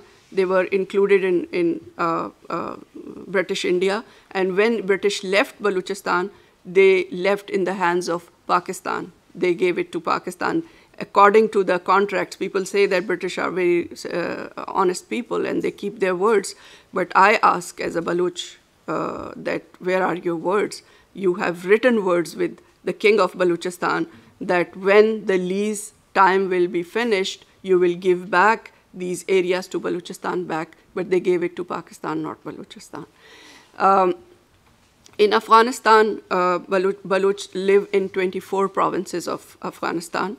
And Balochs are, the majority of the Balochs live in Pakistan, and there is a diaspora, big diaspora of Balochistan, of Baloch people living in the Arabian Gulf countries, and they are living in Africa. They were living in Central Asia, Central Asian countries like Tajikistan, Kyrgyzstan, Uzbekistan. We are living, our small population of around 800,000 are in India. And we are living in now in Europe and the Americas, mostly North America. You can find Baloch people there also.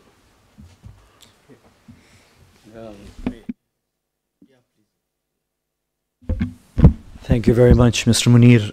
And I have two questions, but yes, my name is Ahmed Qureshi, and I'm a journalist, but I'm also an activist.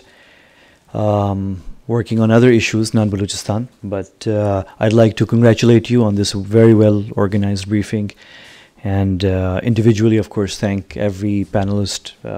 Interesting insights. Specifically, I'll point out the two senior-most activists, well-known Sardar Shaukat and Basir Saab, quite well-known for their activism. I have two quick questions. Number one is about enforced disappearances in Balochistan. There is a discrepancy that I noticed. You will be meeting Mr. Munir Mengal. You mentioned the UN working group on enforced disappearances tomorrow. And I'm just coming from an event, and there was a discussion about the region, and they mentioned 5,000 disappeared persons registered in Pakistan and all over Pakistan, not just Balochistan, all over Pakistan. And 5,000 was the cap that I heard or read somewhere else. I think Basir Saab, you also mentioned 5,000, whereas I think Ma'am Naila mentioned a different figure, and Mr. Mama Qadir and Ma'am Randy, you also mentioned somewhere between 10,000 and 100,000. So the UN, which actually visited Balochistan, mentions 5,000. So which is it? Which is it? The UN says it's 5,000. You're saying it's 100,000. Who's credible? Let me reply that UN and what I said is from the Inquiry Commission on Enforced Disappearances, which is headed by Justice Javed Iqbal. So that figure I have quoted you that the Inquiry Commission is saying this thing, and the Chief Justice of that commission is saying that not a single person is disappeared. Like that, how they are contradictory. The UN, our working group, is also indicating what you say, saying about the figures. Those are given by the Commission of Inquiry, not from. But you know that there is no such record, no such official this statistics. Even government is not producing. Let the government say that 1,000 persons are disappeared. They are not, because this is the work of the government, and not even government is allowing to collect all of us that independently how persons are disappeared.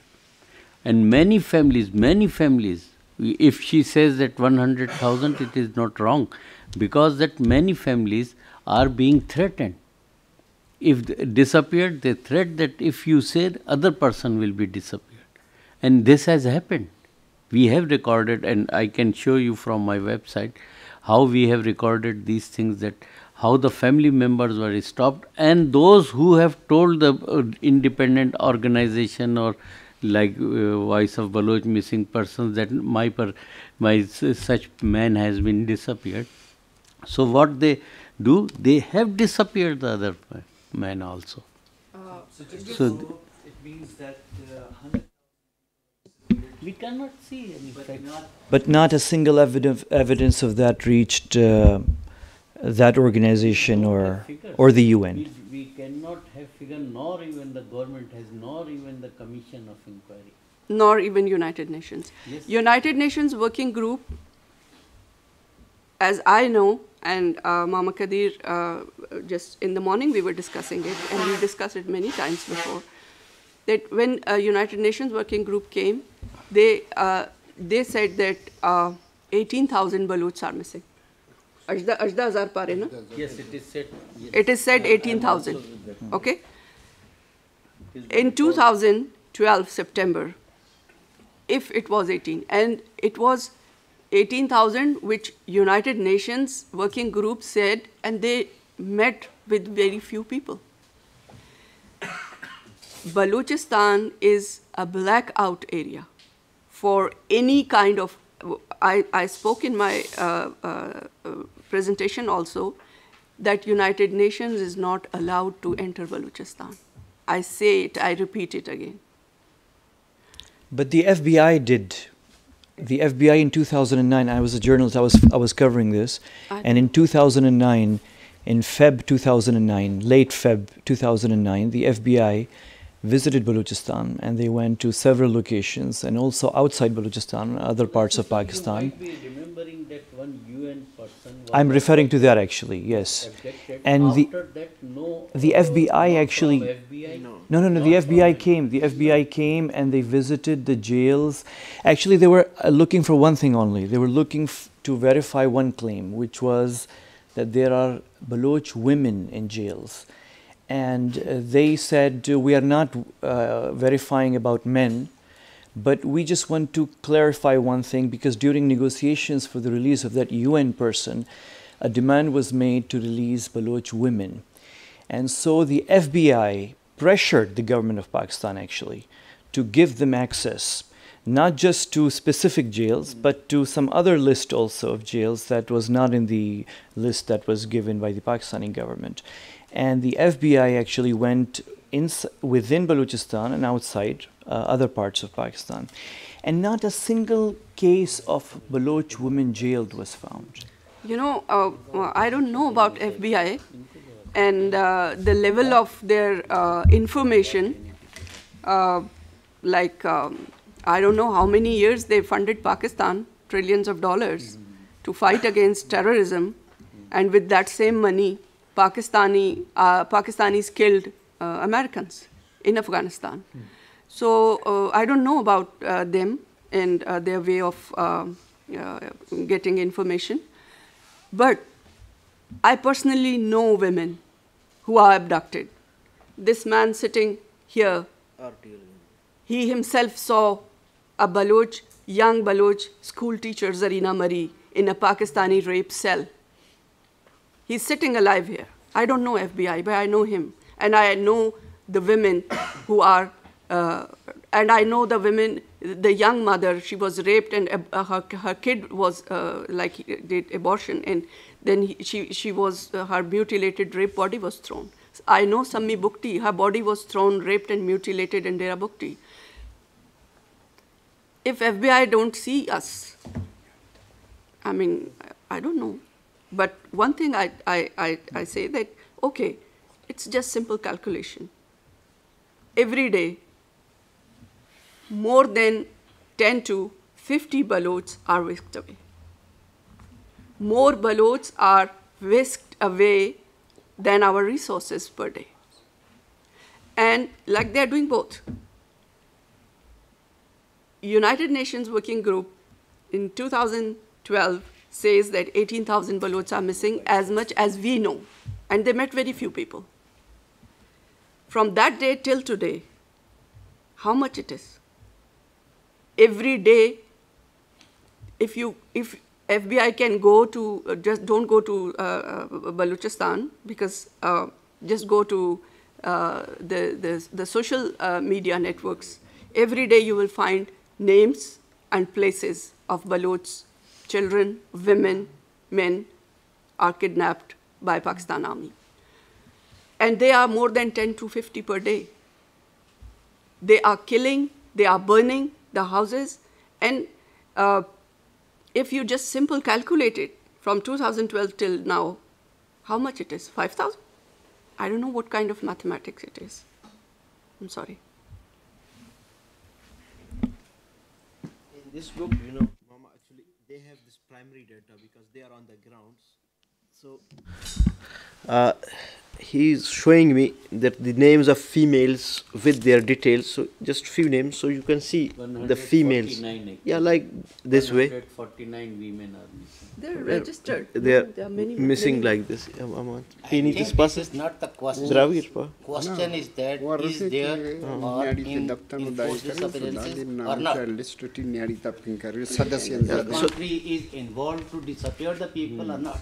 So this is another book which, you know, launched in UN. So it is about enforced disappearances. So anybody can get, you know, detailed information about this and with photos and all these things. I asked to 10 years Osama bin Laden was under the nose of Pakistan Army, and FBI was not knowing about her whereabouts. The Baloch nation on the first day clearly told the international media, I personally myself, I did a press conference in Bangkok, Thailand. I told to the Americans that I think Pakistani army but there is no issue. take it out from under the nose of Pakistan army. The reason I asked is because so also wanted to What is the FDI? the FBI. Sorry? The FBI. FBI. Yeah, not the FDI. FDI. No, FBI. The FBI. The Federal Bureau of Investigation. United States FBI. Please, if anybody has any other question. Yes. Thank you, Mr. Chair. My name is Nasir Aziz Khan. I come from that part of state of Jammu and Kashmir, which is illegally occupied by Pakistan since 1947. And I heard some gentlemen, they are fighting that 5,000 are missing or 10,000 are missing or 40,000 are missing. That is not the question. State is involved in enforced disappearances. Our people are victim of the Pakistani agencies and army. They force people to join Jihad. When they refuse to cooperate, they are harassed, threatened, kidnapped, disappeared and eliminated.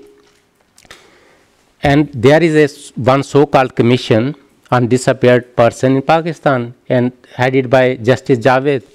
And he says people are disappeared, but we cannot produce them. We cannot recover them. Their relatives should try to find their loved ones. This is the irony of that state. And every person who is asking or demanding for their rights, whether he is a Baloch, Sindhi, Kashmiri, Gilgiti, Balti, he is labeled as a foreign agent.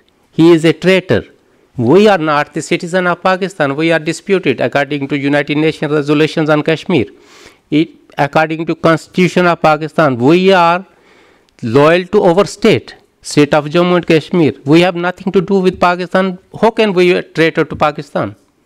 We are fighting, we are demanding our own rights. And every person who demands its rights, he is or she is disappeared and killed, eliminated. And agencies are acting state within state, and they are above the law, and judiciary is subservient to them. I think. One thing I want to add into it, Qureshi Sahab, that proxy torture, you have heard about that name, that terminology, proxy torture. It was practiced and used in Pakistan after 9/11. and Americans and Britishers were sending the suspected persons to Pakistan. They were disappeared, they were kept in military torture cells, they were tortured, and sometimes they were killed. And then they were sent back to those who survived, then they were sent back to their original country. So this practice, and those were not only the Pakistanis who were tortured, proxy torture kind of thing. They were from this Iraq and Jordan and Manila or some places. So they all were brought over here, from Bangkok also brought over here, tortured and then killed or disappeared. So this was a practice started by the USA in Pakistan. So this is, one cannot keep the exact figure, how many people were disappeared or how they, because nobody is answerable. Even this is the work of judiciary, what judiciary is doing. What the hell they are doing? They don't consider the cases. This is the thing that always date. And habeas corpus, they are converting into habeas corpus, and a policeman comes and says that, oh sir, we don't have that man. Okay, finish. So disappearances is turned into habeas corpus, and in the definition of disappearances, UN says very clearly that kidnapping and habeas corpus are not counted into the enforced disappearance. It has definition very clear, and you go through that commentaries made by so many laureates in the UN things. Please introduce yourself and Thank you very much. My name is Parvez Ahmed. I'm from Indian occupied Kashmir. I think the Azad Kashmir side has been discussed by my friend, but it's very important to bring in the notice of the journalist and the audience sitting here. Please just be specific to the... Indian occupied Kashmir. No, we are not discussing. The topic is enforced disappearance. I'm talking of enforced disappearance. We have more than 8,000 people who disappeared in India occupied Kashmir. If we are talking of enforced disappearance, In Pakistan. no, but when Shaukat Kashmiri Saab can talk of the one part of the Azad, I am living in the Indian occupation. So okay. Yeah, so I request the director, so please. Because this topic is under Pakistan, specific for Pakistan. Universal, sir, it was universal. We cannot talk. But Yeah, actually, at this point we are talking about those enforced disappeared who is kidnapped or illegally facing detention in Pakistan and Pakistani administration. Yes, yes. Okay. No. Oh, human Okay. universal, Yes, please. of course. Yeah, please. Yeah, enforced disappearance is a universal issue, and actually we are discussing today enforced disappearances in Pakistan. So with respect to this, we organized this press conference, and our aim was to bring the status of human rights issues in Pakistan, and particularly to present the status of human rights and the status of enforced disappearances in Balochistan. For that, respected legend Mama Khadir, who had protested over there from more than 3,000 days, and he has marched from Quetta to Islamabad from more than 3,000 kilometers. So I thank you all for your kind participation and being with us, and I am highly thankful to Press Club Geneva for giving us this forum, for giving us this opportunity, and I say it clearly that the comments of each and everybody were of his own. Neither Press Club nor Baloch Voice is responsible for the comments and the views of anybody. Thank you all. Thank you so much. Thank you.